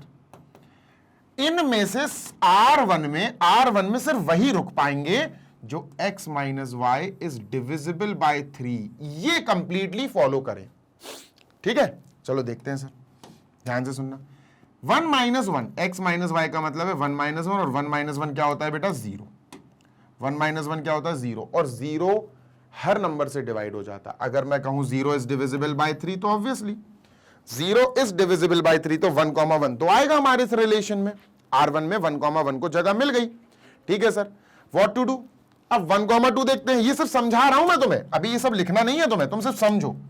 अब 1,2 में ये x और ये y, तो 1 माइनस 2 करेंगे, यानी x माइनस वाई, 1 माइनस 2 करेंगे, कितना आएगा, -1, क्या -1 3 से डिविजिबल है, नो सर, तो ये नहीं आएगा, this will not be the part of R1, ठीक है। ऐसे ही 1 माइनस 3 करेंगे x माइनस वाई, तो माइनस का 2 आएगा, क्या माइनस का 2 3 से डिवाइड हो जाएगा, नहीं होगा, तो ये भी नहीं आएगा। ऐसे 1,4 करें, अगर 1,4 करें तो 1 माइनस 4 कितना होगा, -3, -3 3 से डिवाइड हो जाता, हाँ सर हो जाता, तो ये अपनी जगह बना लेगा। ऐसे 1,5 1,6 1,7 1,8 बहुत सारे चेक करने पड़ेंगे, बहुत सारे का मतलब लिटरली बहुत सारे आपको चेक करने ही पड़ेंगे, क्लियर है, हाँ सर क्लियर है। अब इतना 81, क्योंकि 9 9 से 81 पेयर्स रहेंगे, ऑर्डर्ड पेयर्स, 81 के 81 अगर आप चेक करने बैठ गए तो बाबा हो जाओगे। जल्दी तो अपन निकाल सकते हैं, ऐसी बात नहीं है कि नहीं निकाल सकते, अपन जल्दी निकाल सकते हैं, नो डाउट बेटा, अपन जल्दी निकाल सकते हैं, लेकिन उसके लिए आपको थोड़ा सा कॉन्सेप्ट समझ में आ गया ना, हाँ सर कॉन्सेप्ट समझ में आ गया, ठीक है। तो इस कॉन्सेप्ट के थ्रू अगर मैं कहूं कि थोड़ा जल्दी जल्दी मैं ऑर्डर्ड पेयर्स लिख दूं, कैसे आएंगे, तो सर इसमें सबसे पहले 1 के साथ सारे चेक करे जाएंगे, 1,1 1,2 1,3 1,4, तो सर 1,1 तो आ जाएगा, उसके बाद 1,2 1,3 नहीं आएगा, 1,4 आ जाएगा, क्यों आ जाएगा, 1 और 4 का जो x माइनस वाई करेंगे तो माइनस का 3 आएगा, माइनस का 3 आराम से 3 से डिवाइड हो जाता है। फिर 1,4 के बाद 1,5 नहीं आएगा, 1,6 नहीं आएगा, 1,7 आएगा, फिर 1,8 नहीं आएगा, 1,9 नहीं आएगा, गया, खत्म, 1 गया। अब 2 की बारी, 2,1 नहीं आएगा सर, 2,1 करके देख लो, देखो है ना, एक आध समझाऊंगा मैं, उसके बाद में लगातार लिखता जाऊंगा। 2,1, अब ये x हो गया, ये y हो गया, x minus Y, sir 2 minus 1 यानी 1, क्या ये 3 से डिवाइड हो जाएगा, नहीं होगा, तो 2,1 नहीं आएगा, 2,2 आ जाएगा, क्योंकि 2 से 2 माइनस होगा 0, 0 डिवाइड हो जाता है 3 से, तो 2,2 आ जाएगा, 2,3 नहीं आएगा, 2,4 नहीं आएगा, 2,5 आ जाएगा सर, 2,5 आ जाएगा, 2,6 नहीं आएगा, 2,7 नहीं आएगा, 2,8 नहीं, 2,9 आ जाएगा, 2,9, बस 2,9 आ गया, ठीक है। इसके बाद बच्चों 3 की बात आएगी, 3,1 नहीं, 3,2 नहीं, 3,3 ठीक है, 3,6 ठीक है, और 3,9। 4 की बारी, 4,1 आएगा, 4,4 आ जाएगा, और 4,7 आ जाएगा, ठीक है, 5 की बारी, इजिली हो जाएंगे, थोड़ा जल्दी स्पीड में लिख लेंगे तो इजिली हो जाएंगे। 5 कॉमा क्या आएगा, 5 कॉमा 5 से 1 गया, 4 बचेगा, 5 कॉमा 1 नहीं आएगा, 5 कॉमा 2 आ जाएगा, फिर 5 कॉमा 5 आ जाएगा, और फिर 5 कॉमा 8 आ जाएगा, खत्म। 6 कॉमा 1 नहीं आएगा, क्योंकि 6 से अगर 1 माइनस कर देंगे 5 आएगा, 6 कॉमा 2 नहीं आएगा, 6 कॉमा 3 आएगा सर, फिर 6 कॉमा 6 आ जाएगा, और फिर 6 कॉमा 9 आ जाएगा, ठीक है, डन। 7 देखते जाना बेटा, 7 कॉमा 1 आ जाएगा, क्योंकि 7 से 1 गया 6 डिवाइड हो जाता है, 2 नहीं आएगा, 3 नहीं आएगा, 4 आ जाएगा, 7 कॉमा 4, 7 कॉमा 7, ठीक है, क्लियर है, हाँ सर। 3 4 5 6 1 2 3 4 5 6 7, ठीक है, 8 9 10, अब नहीं आएगा 7 के साथ, 8 कॉमा 2 आएगा, 8 कॉमा 5 आएगा, 8 कॉमा 8 आएगा, ठीक है, डन सर। अब इसके अलावा गौर से सुनिए, 9 की बारी और है, 9 कॉमा 1 नहीं आएगा, 9 कॉमा 2 नहीं आएगा, 9 कॉमा 3 आएगा डायरेक्ट, 9 कॉमा 3, 9 कॉमा 6 और 9 कॉमा 9, खत्म। लो भैया, ये R1 आ गया जो हमारे पास आना चाहिए था, R1 आ गया, ठीक है, बेसिक नॉलेज के थ्रू हमने R1 निकाल लिया। अब बात है R2 की, अब R2 पढ़ते हैं सर, ठीक है, ध्यान से R2 पढ़ेंगे अपन, डन सर। ध्यान से सुनना, दो तरीके से कराऊंगा ये क्वेश्चन। इसको जरा ऊपर फेंक दो, इसको लेट अस थ्रो अप, ठीक है,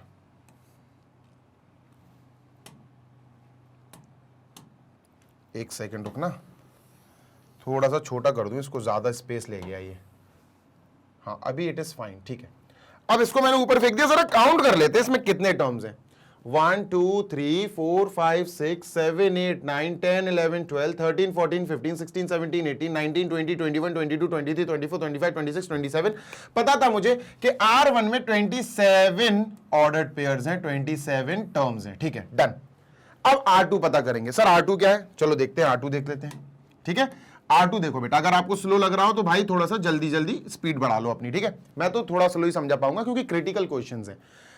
अब R2 के अंदर कौन कौन आएगा सर, R2 के अंदर x, y ऐसे ही आएंगे, समथिंग कॉमा समथिंग, ऑब्वियसली 1, 2, 2, 5 ऐसे कुछ होगा, जिसमें x, y 1, 4, 7 के वो हो अपने क्या नाम से सबसेट। सुनो बताता हूं, गौर से सुनना, बहुत गौर से सुनना।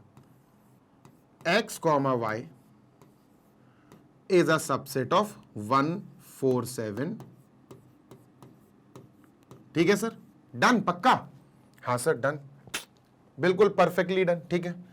x, y, अभी और भी बात हुई है और लगा के उन्होंने, x, y सबसेट हो इसका, या फिर x, y सबसेट हो 2, 5, 8 का, 2, 5, 8 का, ठीक है sir. Next x, y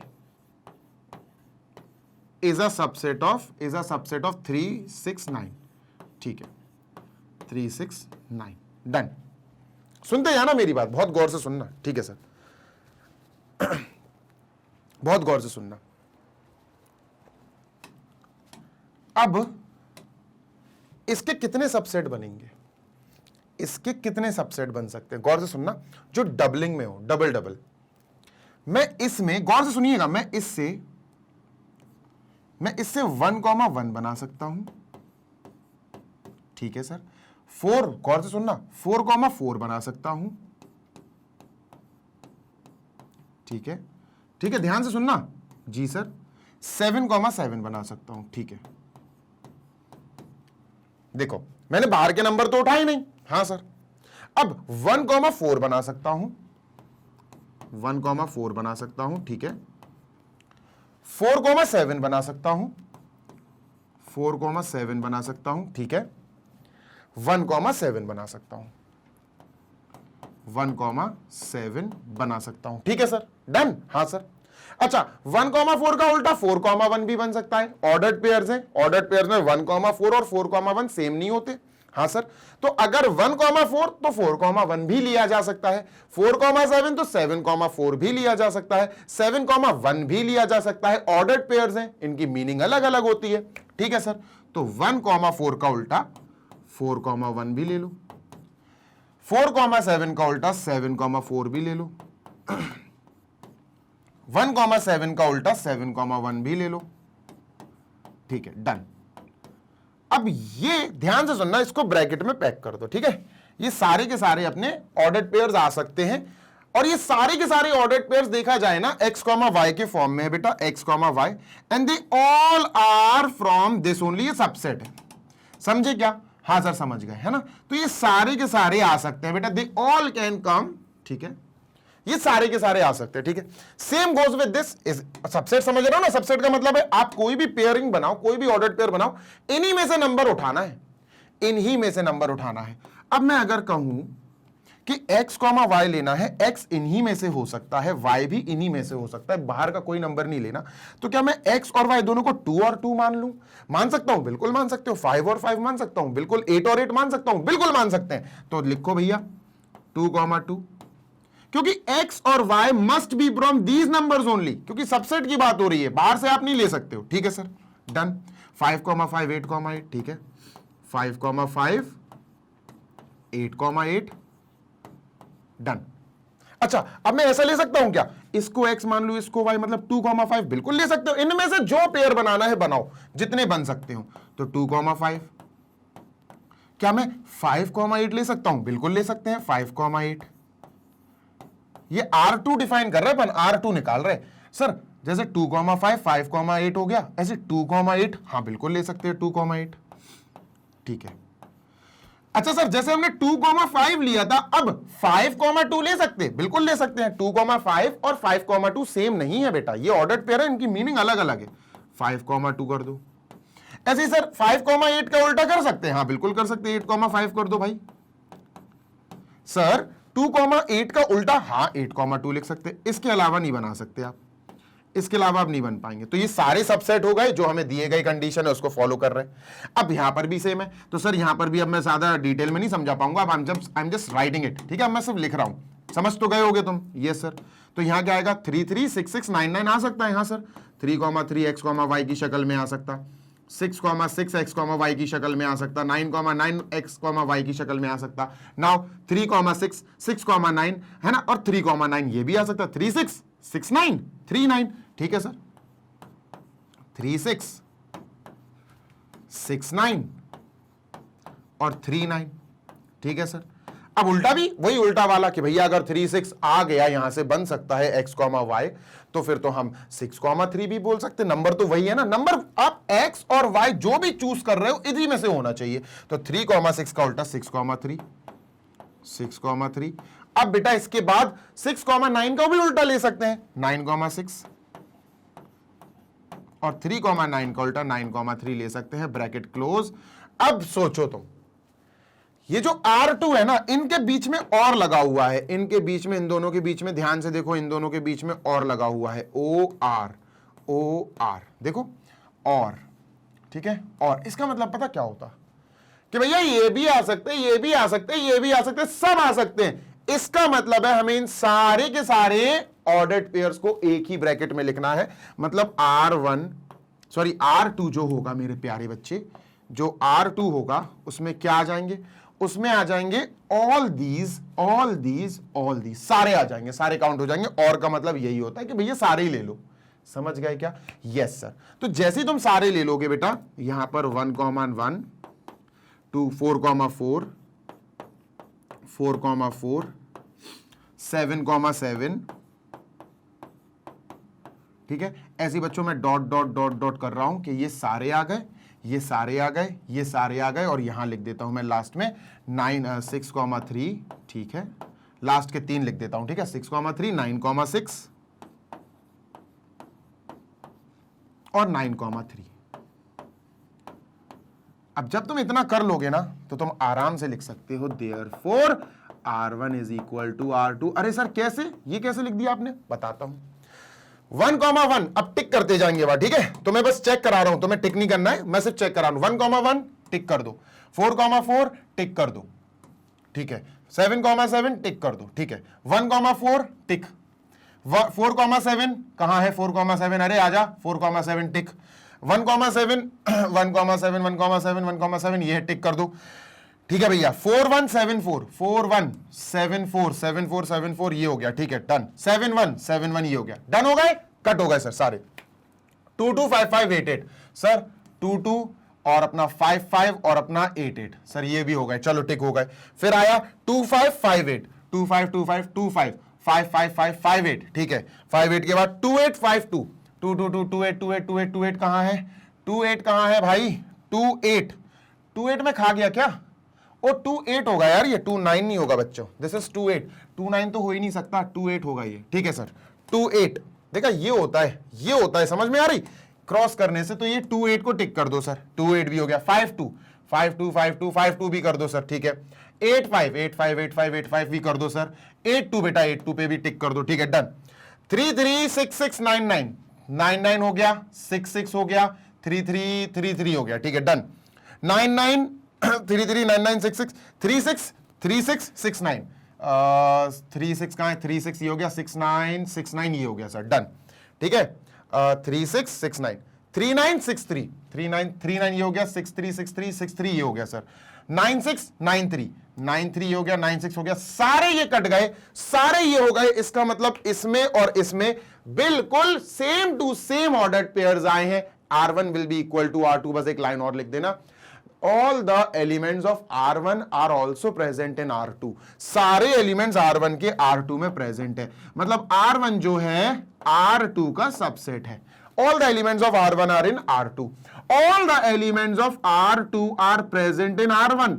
R2 R1 का सबसेट है। तो होता क्या है, जब एक सेट दूसरे का सबसेट हो जाए और दूसरे वाला भी पहले वाले का सबसेट हो जाए, तो समझ जाया करो A और B बराबर हैं। समझ जाया करो कि अगर R1 के सारे एलिमेंट्स इसमें मौजूद हैं और R2 के भी सारे एलिमेंट्स R1 में मौजूद हैं, तो ये एक दूसरे के सबसेट हैं। और अगर ये एक दूसरे के सबसेट हैं, तो इसका मतलब R1 और R2 इक्वल है। बात क्लियर है बेटा? यस सर, बात धुआंधार तरीके से क्लियर है।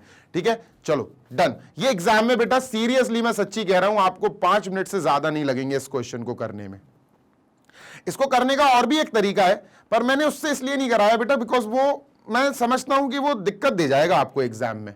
उसमें लिखने की जो सारी चीजें होती है ना, लिखने वाली जो भी चीजें अपन को लिखनी है, वो दिक्कत दे जाएंगी आपको। डन? Yes sir done. चलें क्या? जी सर बिल्कुल चलिए, बिल्कुल चलिए। चलो आगे चलते हैं, मूविंग ऑन टू नेक्स्ट, और देखते हैं अपना एग्जाम्पल नंबर 21। ठीक है सर, इसको इरेज कर रहा हूं मैं। ठीक है, यस सर। ये रहा एग्जाम्पल नंबर 21। कहां से शुरू करे थे? 18, 19, 20, 21, 22, यानी 2 एग्जाम्पल्स और है। ठीक है, ये तो जल्दी हो जाएगा, मतलब जल्दी तो खैर नहीं करूंगा मैं आराम से ही करूंगा, बिकॉज द थिंग इज आपके दिमाग में घुसने चाहिए concept. Let f is a function x to y। Sir एक फंक्शन f है which is going from x to y, ये x से y की तरफ जा रहा है। ठीक है done. Be a function, define a relation r in x given bye r। ध्यान से सुनना, ये फंक्शन दिया है और ये रिलेशन की बात कर रहे हैं। ठीक है, एक रिलेशन r दिया है इन्होंने। ठीक है, और जो रिलेशन दिया उसमें इन्होंने क्या कहा कि a कॉमा b, ध्यान दीजिएगा, जो रिलेशन में ऑर्डर्ड पेयर आएगा ना a कॉमा b, वो कैसा होगा? वो होगा function a is equal to function b, मतलब F A is equal to F B, F X is equal to F Y वाला वही प्रोसेस दिया। ये आपको कंपलसरी फॉर्मेटिंग करानी पड़ेगी, आपको सेटिस्फाई कराना पड़ेगा। Examine whether R is an equivalence relation और नॉट। ये रिलेशन जो दिया है ये इक्विवेलेंस है या नहीं, बहुत छोटा सा है। जल्दी से एक बार इसको आप पढ़ें, रीड करें, और फिर अपन इसको निपटाते हैं भाई। चलो बेटा अभी 21 करते हैं। देखो क्या है इसमें, लेट एफ एक्स, ठीक है, फंक्शन ये अपन ने पढ़ ही लिया, क्वेश्चन तो पढ़ ही लिया है सर। अब सुनो मेरी बात सुनो, हमें बताना है कि ये अपना वो है कि नहीं है यार, इक्विवेलेंस है कि नहीं है। ठीक है, अब इक्विवेलेंस होने के लिए इसको क्या करना पड़ेगा? पहली बात तो ये समझो, इसको रिफ्लेक्सिव, सिमेट्रिक, ट्रांजिटिव, तीनों तरह का आपको रिलेशन प्रूव कराना पड़ेगा। ठीक है, सुनते हैं ना? ठीक है सर। अब ये तुम्हें दिया है थोड़ा सा कंफ्यूज करने के लिए, ये दिया है तुम्हारी दिमाग की बैंड बजाने के लिए। ठीक है, सुनते हैं ना बहुत बहुत दिमाग से। जी सर, देखो, अगर इफ R इज RST बोले तो reflexive also, sorry, if R is reflexive comma symmetric and transitive, symmetric and transitive, अगर आर रिफ्लेक्सिव भी है, सिमेट्रिक भी है और ट्रांजिटिव भी है, then R is equivalence, then R is an equivalence relation. ठीक है, फिर आर को आप इक्विवेलेंस रिलेशन पुकार सकते हैं विदाउट एनी डाउट। ठीक है सर, डन। इतनी बात क्लियर है? हाँ सर क्लियर है। अब आगे सुनो, और सुनो भैया, सुनते जाओ, इजीली समझ में आएंगी चीजें। अब बात ऐसी है कि इसको मत भूलना, ये जो है ना, ये बहुत इंपॉर्टेंट कंडीशन है, इसको मत भूलना। F A is equal to F B. ठीक है, ये मत भूलना कि अगर मैं अपने रिलेशन में, गौर से सुनना, अपने रिलेशन में अगर मैं 1,2 डाल रहा हूं, फॉर एग्जाम्पल 1,2 डाल रहा हूं, तो ये ए हो जाएगा और ये हो जाएगा बी। ठीक है, तो फिर मेरे दिए हुए कंडीशन के हिसाब से एफ ए यानी F1 is equal to F V यानी F2, ये होना चाहिए इक्वल, ये होना चाहिए इक्वल। तब मैं कह सकता हूं कि हाँ भैया 1,2 को मैं रिलेशन में जगह दूंगा। क्लियर है? हाँ सर, इसको जगह तभी मिल पाएगी जब ये सेटिस्फाई कराएगा F is equal to F B को। ठीक है, अब एक बात सुनो मेरी, हमें सबसे पहले बात करनी है रिफ्लेक्सिव की, क्योंकि रिफ्लेक्सिव कराओ, सिमेट्रिक कराओ, ट्रांजिटिव कराओ, तब जाके उसको बोल पाओ कि भैया ये इक्विवेलेंस रिलेशन है। Done sir. तो सबसे पहले हेडिंग डालते हैं अपन, क्या? रिफ्लेक्सिव, है ना, चेक इट इज रिफ्लेक्सिव और नॉट। ठीक है, अब रिफ्लेक्सिव में होता क्या है कि हमें सेम कॉमा सेम, मतलब अगर ए है तो ए कॉमा ए, अगर बी है तो बी कॉमा बी, सी है तो सी कॉमा सी, ये दिखाना पड़ता है कि रिलेशन को सेटिस्फाई कर रहा है, रिलेशन में है। ठीक है सर, ध्यान देना, बहुत गौर से ध्यान देना। गिवन, हमें क्या गिवन है? हमें गिवन है, गौर से सुनिएगा, कि अगर ए कॉमा बी ये बिलोंग कर रहा है रिलेशन में, ये रिलेशन में बिलोंग कर रहा है, then we have F A is equal to F B. ये हमको दिया गया है सर कि F A is equal to F B होगा, यही दिया है ना कि अगर F A comma B relation को बिलोंग कर रहा है तो एफ ए इक्वल एफ बी होगा। ठीक है, डन सर। ओके, अब अपन लेट करते हैं, let us see if same comma same belongs to R और नॉट। देखते हैं, ठीक है, सेम कॉमा सेम बिलोंग कर रहा है आर से कि नहीं। ठीक है सर, कॉन्सेप्ट वही है, देखो कॉन्सेप्ट वही है। अगर ए कॉमा ए आपको चेक करना है तो मेरे प्यारे बच्चे, ये क्या है सर? ये ए की जगह पर बैठा है, ये क्या है सर? सर ये बी की जगह पर बैठा है ना? तो इसका मतलब इसको F A is equal to F V, ये कंडीशन इसको फॉलो करानी पड़ेगी। हाँ सर, रख के देख ले, एफ ए की जगह हमारे पास ए ही है ना? एफ बी की जगह ए है, एफ बी की जगह ए है, और sir F A equal F ए तो होता ही है, ये तो होता ही है, इसमें तो कोई डाउट ही नहीं है। तो यस, अपन क्या कहेंगे? यस, बिल्कुल, है ना, ये तो करेक्ट है। तो इसका मतलब क्या हुआ? ए कॉमा ए हमारे रिलेशन में आएगा यार, क्योंकि दी हुई कंडीशन एफ ए इक्वल एफ बी तो फॉलो करा रहा है वो, तो हम बिल्कुल उसको टोक नहीं सकते, बिल्कुल उससे ये नहीं कह सकते भाई ऐसा वैसा, कुछ भी नहीं कह सकते अपन। तो अपन क्या बोलेंगे? अपन बोलेंगे therefore R is reflexive. R क्या है? रिफ्लेक्सिव। ठीक है सर, तो रिफ्लेक्सिव तो अपन ने दिखा दिया सर। क्लियर है? हाँ सर क्लियर है। इसको हटाओ भैया, ठीक है, इसको छोटा कर दो और इसको यहां पर डाल दो भाई। ठीक है, डन। अब आती है सेकंड चीज की बारी, रिफ्लेक्सिव के अलावा दूसरा चीज क्या है? R S, symmetric. चलो सिमेट्रिक देख लेते हैं। ठीक है, ध्यान देना जरा। अच्छा, सिमेट्रिक कैसे चेक करते? यहां भी वही चीज लिखो, गिवन। क्या गिवन है सर? ध्यान से सुनो, गिवन। क्या गिवन है दोस्त? अरे मेरे प्यारे, क्या गिवन है सर? हमें यहां पर गिवन है ए कॉमा बी। ध्यान से सुनो, ए कॉमा बी बिलोंग कर रहा है आर से, है ना? और ए कॉमा बी बिलोंग कर रहा है आर से, then it follows F A is equal to F B. ये देखा जाए तो हमारे पास दी हुई चीजें हैं, दीज आर गिवन पॉइंट्स, है ना? ये गिवन है, ये गिवन है। ठीक है, अच्छा, सर सिमेट्रिक में होता क्या है? सिमेट्रिक में होता कि अगर हमारे पास 1,3 रिलेशन को सेटिस्फाई कर रहा है, रिलेशन में है, तो 3,1 1,3 का उल्टा 3,1 भी रिलेशन में होगा, रिलेशन को सेटिस्फाई करेगा।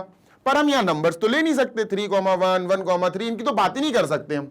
तो हम क्या करें? अब हमें दौड़ना पड़ेगा, भागना पड़ेगा a, b और उसका उल्टा b, a के पास। तो अपन क्या करेंगे? गौर से सुन लो। लेट अस सी या let us check. Let us see, बहुत गौर से सुनना। If b, a also belongs to relation, also belongs, ध्यान से सुनना, also belongs to relation R or not। चलो लेट अस सी, देखते हैं सर। ठीक है, सुनते जाना जी सर। देखो बहुत गौर से सुनना, a, b तो हमारे पास बिलोंग कर रहा है R से, ये तो दिया ही है, a, b belongs to R। तो क्या होगा सर? विच इंप्लाइज या विच गिव्स कि भैया F A is equal to F B. आराम से ये फॉलो करा रहे हैं, ठीक है। एफ ए और एफ बी इक्वल है हमारे पास, we have this thing, okay. अब हमें चेक करना है इसका उल्टा, बी, ए। तो चलो बी, ए को रेड से कर देते हैं, चेक करते हैं, ठीक है। बी, ए चेक करते हैं। अब बी, ए चेक करने के लिए आपने क्या करना है? इसको पहले से बिलोंग नहीं लिखना है, इसको पहले से आपको ये नहीं लिखना है बिलोंग टू आर, ये नहीं लिखना है भी आपको, ठीक है। ऑल्दो लिखा हुआ थोड़ी ना पता चलेगा बच्चे ने क्या किया, आपने ये लिख दिया, ओके। अब आपने क्या करा? एफ, ध्यान से सुनना सर, ये होता है पहला टर्म जिसको हम बोलते हैं फर्स्ट टर्म ए, ये होता है दूसरा टर्म जिसको हम बोलते हैं बी। अब एफ ए, बहुत गौर से सुनिएगा, एफ ए मतलब जो पहले लिखा होता है उसको ए बोलते, जो दूसरा लिखा होता है बी बोलते। तो ए की जगह बेसिकली हमारे पास बी लिखा हुआ है, तो इसकी जगह बी आ जाएगा। एफ बी मतलब बी का मतलब है सेकंड पोजीशन पे, ऑर्डर्ड पेयर में सेकंड, वाई की पोजीशन पे, वाई कोऑर्डिनेट कौन है भैया? यहां ए बैठा है, तो इसकी जगह ए आ जाएगा। यार एक बात बताओ, मैं बोलूं function m is equal to function n, ये मैंने कहा कि मैंने आपको दिया है गिवन। अब आप बोल दो सर इसका मतलब function n is equal to function m, तो आपने क्या करा? आपने ऑर्डर ही तो चेंज कर दिया, तो ये गलत थोड़ी ना हो जाएगा। एफ एम यहां लिख दिया, फंक्शन n यहां लिख दिया, बात तो सेम है ना? हाँ सर। तो एफ ए इक्वल एफ बी हमें दिया था, तो F B equal F A B तो सही है भाई, और क्या? तो हम लिख देंगे yes it belongs to R, क्योंकि ये बिल्कुल परफेक्टली दी हुई कंडीशन को फॉलो करा रहा है। बात समझ में आ गई सर? यस सर, बिल्कुल समझ में आ गई। क्लियर? हाँ सर क्लियर। तो लास्ट में क्या बोलेंगे? Therefore R is symmetric. R क्या है बेटा? सिमेट्रिक। अगर a, b f A equal F B को फॉलो करा रहा है, ए, बी रिलेशन का हिस्सा है, तो फिर बी, ए बी रिलेशन का हिस्सा होगा। क्योंकि अगर ए, बी को मैंने पलट के लिख दिया बी, ए, तो ये F B equal F A आएगा, जो ऑलरेडी इसी के जैसा है, बिल्कुल इसी के जैसा है, फॉलो हो रहा है। अब बारी है बेटा ट्रांजिटिव की, तो चलो ट्रांजिटिव को भी देख लेते हैं, है ना? कोई समस्या नहीं है, कोई टेंशन लेने की जरूरत नहीं है। We will see transitive also, ठीक है सर। चलो ट्रांजिटिव देखते हैं, ठीक है। इसको थोड़ा सा और छोटा कर दो भैया, इनका साइज वाइज डिक्रीज करो, तो यहां इसको शिफ्ट कर दो, ठीक है सर, डन। अब आते हैं अपन ट्रांजिटिव पे, ठीक है। चलिए सर ट्रांजिटिव और देख लेते हैं। लिखो भैया हेडिंग, थर्ड ट्रांजिटिव। अगर ये ट्रांजिटिव भी हो गया, अगर ये ट्रांजिटिव भी हो गया, तो बेटा इसको हम इक्विवेलेंस रिलेशन पुकार देंगे, बोल देंगे कि हाँ ये इक्विवेलेंस रिलेशन है। डन। नंबर 1, सबसे पहली चीज दिमाग लगा के सुनो, आंखें खोल के देखो, ठीक है। क्या गिवन है? ये गिवन वाली कहानी लिखो सबसे पहले तुम, गिवन, ठीक है। गिवन है हमें, हाँ सर क्या गिवन है? ए, बी बिलोंग्स टू आर, है ना? So it actually verifies, it actually focuses on F A equal F B, ये हमें गिवन है। अच्छा सुनते जाना, ये हमें गिवन है। अब हम लेट करते हैं, लेट अस से लेट बी, सी, एक और जैसे ए, बी, क्योंकि ट्रांजिटिव में बेसिकली दो से काम नहीं चलेगा, ए और बी से काम नहीं चलेगा। क्या होता है? रिफ्लेक्सिव में सिर्फ ए से काम चल जाएगा, ए ले लो बस ए, है ना? एक ही लेटर से काम चल जाता है, एक ही एलिमेंट से। सिमेट्रिक में दो चाहिए पड़ते, ए, बी, तो फिर उसका उल्टा बी, ए चेक करना पड़ेगा। ट्रांजिटिव में 3 चाहिए पड़ते हैं, तो बेसिकली हमें ट्रांजिटिव में ए, बी, सी 3 चाहिए पड़ेंगे। तो ए, बी अगर हमें दिया गया है, तो बी, सी लेट कर लो, मान लो let's say b, c belong कर रहा है आर को, और बी, सी अगर आर को बिलोंग करेगा तो इस वाली कंडीशन को फॉलो कराएगा। मतलब F bracket is equal to F bracket. मतलब ये पहली चीज है तो पहले यहां आ जाएगी, और ये दूसरी चीज है सर सी, तो ये यहां आ जाएगी। बात क्लियर है? यस सर, क्लियर है ना? हाँ सर। अब देखो इन दोनों में मेन चीज, हमारे पास ए कॉमा बी ये बिलोंग कर रहा है आर, तो हमने बोल दिया F A is equal to F B. वहां स्पेस नहीं था इसलिए मैं यहां लिख रहा हूं F A is equal to F B, equation number 1। ठीक है, फिर हमने कहा हमने ये तो हमें दिया गया था और हमने ये लेट कर लिया B comma C also belongs to R, तो इस हिसाब से सर क्या होगा F B equal F C, है ना, एफ ए equal F B equal F C. ठीक है सर, ये हो गया इक्वेशन 2। अब इनसे क्या करना है, ध्यान से सुनना, फ्रॉम इक्वेशन 1 एंड 2 हमें क्या चेक करना है, याद करो क्या चेक करते, फ्रॉम इक्वेशन 1 एंड 2 अपन क्या चेक करते, ट्रांजिटिव में बता देता हूं, याद करा देता हूं, तुम्हें याद दिला देता हूं बेसिकली, क्योंकि वो याद नहीं आएगा तो फिर कोई मतलब नहीं है। देखो अगर हमारे पास ए कॉमा बी किसी रिलेशन में है और बी कॉमा सी भी किसी रिलेशन में है, कैसे भी करके अगर ये कंडीशन आ जाती है तो आपको इसका आखिरी और इसका पहला देखना है, मैच कर गया, हाँ ए कॉमा बी और ये बी कॉमा सी मैच कर गया, तो फिर ए कॉमा सी भी उस रिलेशन में बिलोंग करना चाहिए। अगर ये कर गया तो ट्रांजिटिव होगा, अगर ए कॉमा सी नहीं करा उस रिलेशन में बिलोंग, उस रिलेशन की कंडीशंस को फॉलो अगर नहीं कर पाया ए कॉमा सी, तो फिर हम कह देंगे कि वो ट्रांजिटिव नहीं है। बात क्लियर है? हाँ सर बात क्लियर है। ठीक है, आगे चलते हैं। आई एम इरेजिंग दिस, ठीक है, मैं इसको इरेज कर रहा हूं, आराम से सुन लो, आराम से सुन लो, इसको इरेज कर दिया। ठीक है सर, डन। सुनते जाए ना? हाँ सर सुन ही रहे हैं, आप बोलते जाओ हम सुनते जाएंगे। ठीक है, तो अब बारी है, बहुत गौर से सुनना, फ्रॉम इक्वेशन 1 एंड 2 हम क्या कह सकते हैं, हम कह सकते हैं कि एफ ए जो है वो एफ बी के इक्वल है, ठीक है, और एफ बी के इक्वल है तो एफ बी तो एफ सी के इक्वल है, तो एफ सी के इक्वल है। और इन तीनों से हम क्या उठा सकते हैं, इन तीनों से हम उठा सकते हैं F A is equal to F C. हाँ यार सही बात है ना, एफ ए बी के इक्वल है एफ बी और एफ बी एफ सी के इक्वल है, तो भाई ये वाला पार्ट और ये वाला पार्ट भी तो इक्वल हो जाएगा डायरेक्टली इनडायरेक्टली। सही बात है सर। और अगर ये दोनों ही है तो मेरे प्यारे बच्चे ये क्या चीज अपन को बता रही है, इट मींस दैट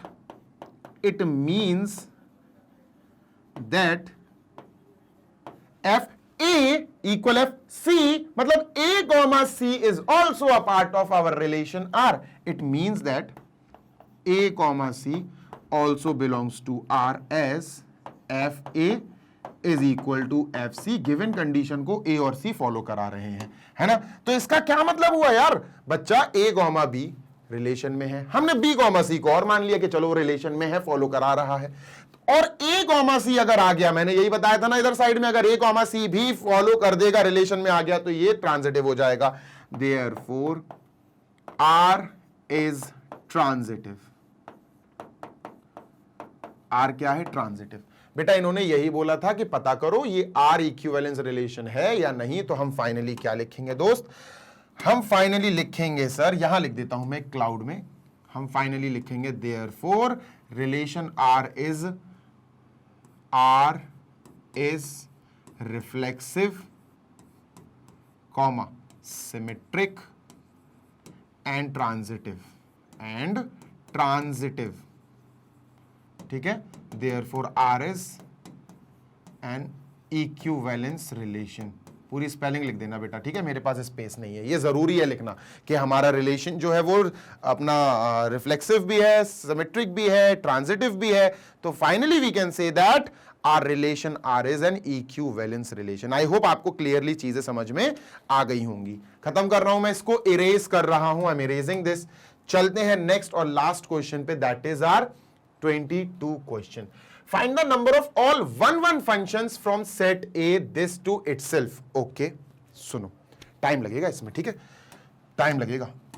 सुनो, आंसर तो आप डायरेक्ट निकाल लोगे, आपने क्लास 11th में परम्यूटेशन एंड कॉम्बिनेशन चैप्टर पढ़ा है, ठीक है, परम्यूटेशन एंड कॉम्बिनेशन चैप्टर पढ़ा है। Number of chances, basically chances नहीं, प्रोबेबिलिटी पे पहुंच गया मैं, तो आप कह सकते हो कि अपॉर्चुनिटीज की बात कर रहा हूं मैं, अपॉर्चुनिटीज, है ना, कॉम्बिनेशंस की बात तो नहीं करूंगा मैं, परम्यूटेशन की ही बात करूंगा। चलो अच्छा क्वेश्चन भी देख लेते हैं, डायरेक्ट पढ़ा होगा ना चैप्टर आपने 11th में, बस तो अगर आपको बेसिक नॉलेज भी है उसकी तो यहां क्वेश्चन, इस क्वेश्चन को निपटा दोगे आप। देखो, find the number of all one one functions from set A to itself. अच्छा, ए टू ए फंक्शन, बहुत ध्यान से सुनना, फंक्शन जो है वो ए टू इटसेल्फ मतलब ए टू ए है, ए टू ए है, इसका मतलब सर ए क्रॉस ए होगा, ए क्रॉस ए हुआ होगा, है ना?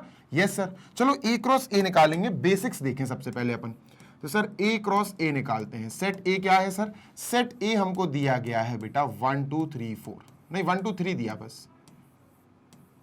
ए क्रॉस ए के अंदर कितने एलिमेंट्स आएंगे? भूल गए क्या? बेसिक्स सब सिखाया हुआ है कि सर अगर मैं पूछूं बताओ number of elements in A cross ए, तो आपका आंसर क्या आना चाहिए? सर ए के अंदर कितने एलिमेंट्स है? 3। ए के अंदर कितने एलिमेंट्स है? 3। 3 एलिमेंट्स है तो 3 3 9। आंसर आएगा सर 9 एलिमेंट्स होंगे। ठीक है, आंसर होगा 9 एलिमेंट्स। ठीक है सर, चलो शुरू करते हैं। ठीक है, आई होप कि आपको याद होगा कि कार्टेशियन प्रोडक्ट ए क्रॉस ए, सेट इनटू सेट कैसे निकालते हैं। ठीक है, तो सर ए के नीचे मैं यहां लिख देता हूं इसके एलिमेंट्स 1 2 3, इस ए के नीचे इसके एलिमेंट्स 1 2 3। ठीक है सर, डन है, बिल्कुल डन है। आगे चलते हैं। ठीक है, कार्टेशियन प्रोडक्ट कैसे निकालते बेटा? ए का सबसे पहले इससे मल्टीप्लाई 1, ए का मल्टीप्लाई फिर 2, ए का मल्टीप्लाई फिर 3। मल्टीप्लाई का मतलब ये नहीं है 1 × 2 1 × 3 करना है, नहीं, मल्टीप्लाई का ये मतलब पेयर बना के लिखना है, 1, 1, 1, 2, 1, 3। तो ये पहले 1 के साथ आ जाएंगे तीनों। ठीक है, तो हम यहां क्या लिखेंगे सर? हम यहां लिखेंगे 1, 1 ब्रैकेट में लिखा जाएगा, ध्यान रखिएगा, 1, 1 bracket close, 1, 2 bracket close, last 1, 3 bracket close. Done sir. अब 1 का काम खत्म हो गया, 1 को अपन हटा देंगे। ठीक है, अब किसकी बारी है? 2 की। 2 के साथ भी यही होगा, 2, 1, 2, 2 और 2, 3। तो इसके साथ भी यही लिख दो सर। बिल्कुल बेटा, तो यहां लिखेंगे अपन 2, 1, 2, 2 और ब्रैकेट 2, 3 ब्रैकेट क्लोज। ठीक है सर, डन। अब 2 का भी काम खत्म, हटाओ इसको 2 को। Same goes with 3 now. अब 3 के साथ भी सर हम यही काम करेंगे, 3, 1, 3, 2, 3, 3। ठीक है, इसको हटा देते हैं। 3, 1 लिख दो बेटा, 3, 1, 3, 2, लास्ट 3, 3।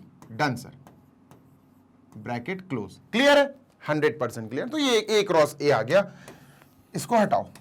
ठीक है सर, इसको हटा दिया हमने। ठीक है, डन। अब सुनते जाना, इन्होंने कहा, इस पे ध्यान देना जरा आप, 1 1 functions. What is the meaning of 1 1 functions? अगर आपको 1 1 फंक्शन, इंजेक्टिव फंक्शंस नहीं पता तो फिर कर ही नहीं पाओगे इस क्वेश्चन को, है ना भाई? आपको ध्यान से समझना है कि हाँ भाई सर 1 1 होता क्या है। अब आपको याद ही नहीं है 1 1 तो फिर नहीं हो पाएगा। देखो 1 1 क्या होता है, थोड़ा सा रिवाइज करा देता हूं। एक सेट ये है और एक सेट ये है, ध्यान देना। सपोज मेरे पास यहां पर 1 2 3 4 ये है, ठीक है, और मेरे पास है एक्स वाई जेड, है ना, ये सब है। ठीक है, सुनना। अब 1 1 का मतलब होता है सर, बहुत गौर से सुनो, एक ऐसा फंक्शन जिसमें जो सेट ए है और जो सेट बी है, जिसको हम डोमेन और कोडोमेन बोलते हैं। तो सेट ए से हम हर एलिमेंट का कनेक्शन बनाएंगे। ये बात तो सही होगी कि हर एलिमेंट की इमेज होगी और एक एक इमेज होगी। समझ में आ रही है? 1 1 का मतलब तो यही है। ठीक है सर। अब इसमें क्या है ना कि आपने जैसे इमेज बनाई, जैसे 1 की इमेज x हो गई, 1 की इमेज x हो गई। अब x किसी और की इमेज नहीं हो सकती। x can not be the image of any other element in a. अब x किसी और की, अब ऐसा नहीं है कि 2 की भी इमेज x हो जाए, नहीं, फिर ये 1 1 नहीं रहेगा। This will not be called as 1 1। फिर तो ये मैनी 1 हो गया। मैनी का मतलब है दो ने एक ही पे अटैक कर दिया, तो मैनी 1 हो जाएगा ये। ठीक है, तो 1 1 का मतलब समझ में आ गया। हो सकता है 2 की इमेज z हो सकता है 3 की इमेज y हो, है ना। अब ये 4 खाली रह गया तो ये तो फंक्शन ही नहीं है भाई। फर्स्ट सेट में अगर कोई खाली रह गया तो फिर फंक्शन ही नहीं होगा, है ना। तो इसको फंक्शन पूरा कराओ सर। तो z के बाद अपन इसको m कर देते हैं और p कर देते हैं। ठीक है सर, ध्यान देना। अब यहां मान के चलो 4 की इमेज p है, m खाली रह गया, कोई बात नहीं, यहां खाली रह जाए कोई फर्क नहीं पड़ता, वो इनटू हो जाएगा, इनटू फंक्शन। अगर यहां कुछ खाली रह गया एक आध तो कोई फर्क नहीं पड़ेगा, 1 1 है ये, है ना। एक की इमेज एक, और जो इमेज इसकी हो गई अब वो किसी और की इमेज नहीं होगी, है ना। इसकी मात्र इमेज एक है, इसकी भी इमेज ये है, इसकी भी इमेज ये है। अगर ऑन टू चेक करना होता तो ऑन टू में सिर्फ हम बी, इस वाले सेट को चेक करते कि सर इस सेट में सारे एलिमेंट्स का कनेक्शन यहां होना चाहिए, कोई भी फ्री नहीं बैठा होना चाहिए। अब यहां m फ्री बैठा हुआ है, m का यहां कोई कनेक्शन नहीं है, तो ये पूरा फंक्शन ऑन टू नहीं होगा, है ना। तो 1 1 पे ध्यान देते हैं पहले कि सर ये 1 1 है क्या? हाँ सर ये 1 1 है, तो 1 1 समझ गए ना। Every element of set A should be connected with only one element of B and that element will not be connected with any other element in A। अगर 1 x से कनेक्टेड है तो 1 सिर्फ x से कनेक्ट होगा और सिर्फ x सिर्फ 1 से कनेक्ट होगा।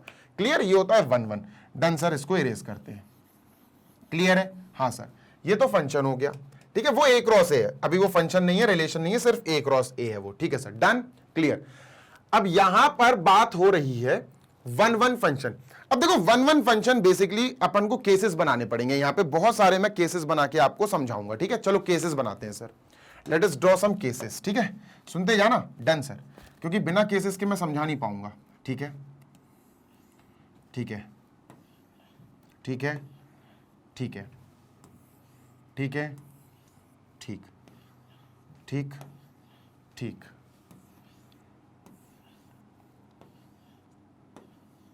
ठीक है। डन। अब सुनते जाओ जरा, इसका साइज को ज्यादा ही बड़ा हो गया तो इसको थोड़ा छोटा कर देते हैं, है ना। ये भी ठीक है, इसको भी थोड़ा छोटा कर देते हैं, ठीक है। डन, काफी है। चलो देखो, बहुत गौर से सुनना, ठीक है, ध्यान से सुनना। फंक्शन की बात हो रही है तो this is from this function F, this is from this function F, this is from this function F, this is, क्योंकि बेसिक समझाना पड़ेगा, बेसिक के बिना काम नहीं होगा। जैसे मैंने समझा था अपने क्लासेस में वैसे मैं आपको समझाऊंगा, ठीक है sir. This is also function, this is also function, यहां पर एफ लिखा हुआ है, ठीक है। सुनते जाना। Done sir.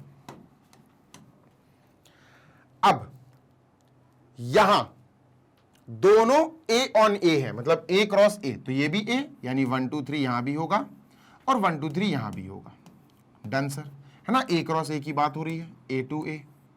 डन है सर, बिल्कुल यहां पर भी सेम चीज करो, 1 2 3 सेट ए, ये भी सेट है, 1 क्रॉस ए क्रॉस ए हो रहा ना, दूसरा सेट भी, आउटपुट वाला भी ए ही है, ए क्रॉस ए, यानी 1 2 3 1 2 3, ए क्रॉस ए यानी 1 2 3 और 1 2 3। Done. A cross A, A cross A 1 2 3 and this is also 1 2 3। Done है सर, बिल्कुल डन है, कोई दिक्कत नहीं है। 1 2 3 1 2 3, this is also a cross A. Done. अब सुनो मेरी बात, 1 1 का मतलब है एक एक, यहां एक से यहां एक कनेक्ट होगा। अब सुनो, इस 1 के पास सेट ए का जो 1 है, इसके पास कितने मौके हैं अटैच होने के?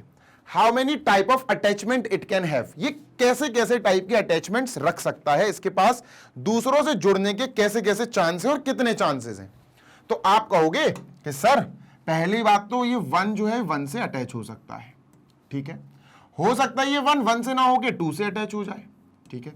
और हो सकता है 2 से अटैच ना हो, ये 1 3 से अटैच हो जाए, 3 से चिपक जाए भैया। तो 1 के पास 3 मौके हैं। कितने मौके हैं? 3 मौके। तो अपन कह सकते हैं 1 के पास 3 चांसेस हैं, 3 ऑप्शंस कह सकते हैं अपन कि 3 ऑप्शंस हैं सर। 1 के पास 3 ऑप्शंस हैं, ठीक है। 1 के पास 3 ऑप्शंस ऑफ अटैचमेंट, अपन कह सकते हैं यहां अटैचमेंट, ठीक है। अटैचमेंट करने के, अटैच होने के कितने तरीके के मौके हैं उसके पास, ठीक है। अच्छा, अगर ये 1 से चिपक गया तो अब ये 1 किसी और से चिपक नहीं सकता, ये 1 किसी और से अटैच नहीं हो सकता। ये अब इसकी इमेज हो गई। 1 1 यही होते हैं, ध्यान रखना, दिमाग में 1 1 लेकर चलना है आपको कि 1 1 है भाई सब, क्लियरली 1 1, ठीक है सर। ओके, अब तीनों में बेटा, तीनों केसेस में इसमें, इसमें और इसमें देख लो अच्छे से, ठीक है सर। अब तीनों केसेस में 2 के पास कितने मौके हैं अटैच होने के? 2 के पास 1 तो होगा नहीं, ये तो गया भैया, इनकी शादी हो गई, ये तो गया। अब 2 के पास 2 मौके हैं, या तो 2 से अटैच हो सकता है ना, या फिर 2 3 से अटैच हो सकता है। नहीं समझे? इस वाली कंडीशन में इसको छोड़ो अभी आप। इस वाली कंडीशन में जैसे अपन ने 1 को यहां पे 1 से अटैच कर दो, ठीक है सर। ये दोनों सेम चलेंगी, ये 1 के साथ 2 हो गया तो ये भी 2 से अटैच कर दो, ये दोनों सेम चलेंगी। ये 1 के साथ 3 हो गया तो इसको 3 से अटैच कर दो, ये सेम चलेंगी, ठीक है। डन सर, सुनते जाना। अब 2 या तो 2 के साथ अटैच हो सकता है, हाँ सर, या फिर 2 3 के साथ अटैच हो सकता है। मतलब 2 को अटैच होने के कितने मौके मिल रहे हैं? सिर्फ 2। इधर मत देखो, इधर मत देखो, अगर इधर भी देखोगे तो इधर भी 2 को अटैच होने के सिर्फ 2 मौके मिलेंगे अपन को, है ना। अगर आप इधर ध्यान से देख रहे हो तो यहां भी 2 को अटैच होने के 2 ही मौके हैं। देखो सर, अगर 2 चाहे तो 1 से अटैच हो सकता है ना, या 2 चाहे तो 3 से अटैच हो सकता है। बस 2 ही मौके हैं यहां पर भी, इस वाली कंडीशन में भी 2 ही मौके हैं। अच्छा इधर चेक कर लो, हो सकता है 2 1 से हो जाए, या फिर हो सकता है 2 से 2 कहां चला गया, हाँ 2 से हो जाए। मतलब अगर आप ऐसे देख रहे हो कि 1 जब 1 से हो गया तो 2 या तो 2 से हो सकता है, 2 या तो 3 से हो सकता है। तो मात्र 2 कंडीशंस हैं 2 के पास। अगर 1 2 से हो जाए तब भी 2 के पास से 2 चांसेस हैं, 2 या तो 1 से चिपक सकता है, 2 या तो 3 से चिपक सकता है। जब 1 3 से चिपक जाएगा तो 2 या तो 1 से अटैच हो सकता है, 2 या तो 2 से अटैच हो सकता है। तो कुल मिला के जब 1 अपनी पोजीशन अटैच कर लेगा तो 2 के पास मात्र 2 ऑप्शंस रहेंगे। तो सर हम समझ गए कि जो सेट ए में 2 है उसके पास कितने ऑप्शंस रह गए? उसके पास 2 ऑप्शंस रह गए। Only 2 options left, only 2 options left. ठीक है सर, डन। अब बारी है सेट ए के 3 की। सेट ए में जो 3 बैठा हुआ है उसके पास कितने चांसेस हैं, उसके पास कितने ऑप्शंस हैं बेटा? तो उसके ऑप्शंस की बात कर लेते हैं। अब 3 की अगर बात करें, चाहे इस वाली कंडीशन में बात करो या इस वाली कंडीशन में, किसी में भी बात कर लो, 3 के पास मात्र एक मौका होता है, या तो 3 इससे कनेक्ट हो जाएगा, या तो 3 इससे कहां चला गया, या तो 3 इससे कनेक्ट हो जाए। मतलब 3 के पास, अब देखो ना 3 के पास कोई ऑप्शन ही नहीं था, 3 एक ही चांस है उसके पास। यहां देख लो, यहां भी 3 एक के पास एक, इधर देखो 3 कितनों से कनेक्ट हो सकता है सर? 3 एक ही बचा है, 3 से ही कनेक्ट हो सकता है, बस एक ही कनेक्ट हो सकता है। अच्छा इस कंडीशन में देखो 3 के पास कितने मौके हैं? एक ही मौका है। 3 सिर्फ एक ही मौका रखता है कनेक्ट होने का। हाँ यहां देखो 3 कितना, 3 सर सिर्फ एक ही मौका है, 3 सिर्फ एक ही मौका रखता है 2 से कनेक्ट होने का। या अगर ऐसी कंडीशन हुई तो भी सर 3 के पास ऑप्शंस थोड़ी ना है, 1 बचा तो 3 को 1 से ही कनेक्ट होना पड़ेगा। समझ में आई बात? Yes sir. तो 3 के पास जो टोटल नंबर ऑफ मौके हैं वो सिर्फ एक ऑप्शन है, सिर्फ एक ऑप्शन। सर 1 2 3 4 5 6 पूरे 6 के 6 केसेस 1 1 है। देख लो अच्छे से, 1 1 फंक्शन ही सारे के सारे हैं। इन 6 के अलावा 7वां केस नहीं बना पाओगे।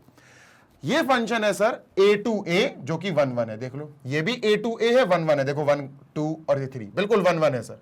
ये भी a2a है, 1 1, a2a है 1 1, a2a 1 1, a2a 1 1। ये सारे 6 के 6 ऐसे केसेस हैं जो 1 1 वाले ऑप्शन को बिल्कुल ब्लाइंडली फॉलो कर रहे हैं। और सर यहां पर अगर हम टोटल नंबर ऑफ केसेस की बात करें तो आंसर क्या आएगा? आंसर आएगा सर 6। आंसर क्या आएगा? नंबर ऑफ ऑल 1 1 फंक्शंस, तो 6 फंक्शंस इन टोटल। बस अब ये आंसर ऐसे आएगा क्या? नहीं सर, इससे भी आ सकता है। अगर अपन 3 इंटू 2 इंटू 1 कर दें, 3 इंटू 2 इंटू 1, तो आंसर आएगा अपना 6, है ना। और 3 इंटू 2 इंटू 1 आपने पढ़ा है क्या होता है sir? Sir this is nothing but 3 factorial, है ना। ये तो 3 फैक्टोरियल होता, तो आपका आंसर डायरेक्टली आप ये भी लिख सकते हो 3 factorial. Total number of chances is 3 factorial. ठीक है, क्लियर है? Yes sir. Total number of chances कह रहा हूं यार, sorry, total number of functions that can be set. Done sir. अब बेटा अपने सारे के सारे क्वेश्चंस खत्म हो गए हैं, so we are done with this. अब नेक्स्ट जो वीडियो आएगा उसमें अपने 23 24 25 जो भी एग्जांपल्स हैं, एक्सरसाइजेस हैं, वो सारी कंप्लीट कराऊंगा। थोड़ी सी लेंथी हो गई है वीडियो, आई नो, बट क्या करूं यार, डिटेल एक्सप्लेनेशन देना बहुत जरूरी होता है, दैट्स वाई थोड़ी सी लेंथी चली गई।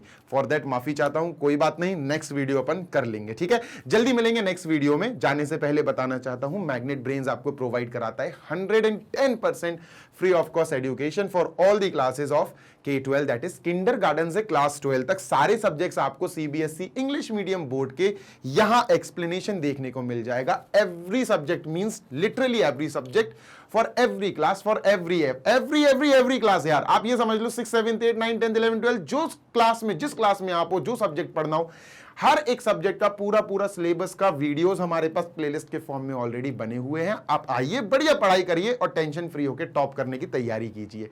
ठीक है, सारा का सारा सिलेबस, सारा का सारा कोर्स हमने कंप्लीट कराया हुआ है आपके लिए। हमारे वेबसाइट पर भी सारे वीडियोस एक प्रॉपरली सीक्वेंस में अरेंज्ड हैं। एप्लीकेशन पे भी सारे वीडियोस आप देख सकते हो और यूट्यूब चैनल पर तो देखते ही हो।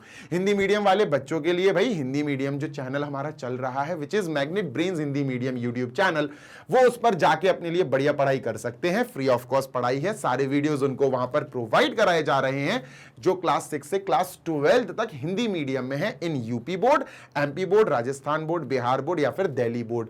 इन 5 बोर्ड से जो भी रिलेटेड है, क्लास 6 से क्लास 12 तक की बात कर रहा हूं, वो बढ़िया तरीके से जाकर अपनी पढ़ाई धुआंधार तरीके से कर सकता है। इसी के साथ नोट्स अगर आपको डाउनलोड करना है तो वेबसाइट विजिट करिए www.magnetbrains.com या एप्लीकेशन इंस्टॉल कर लो दोस्त।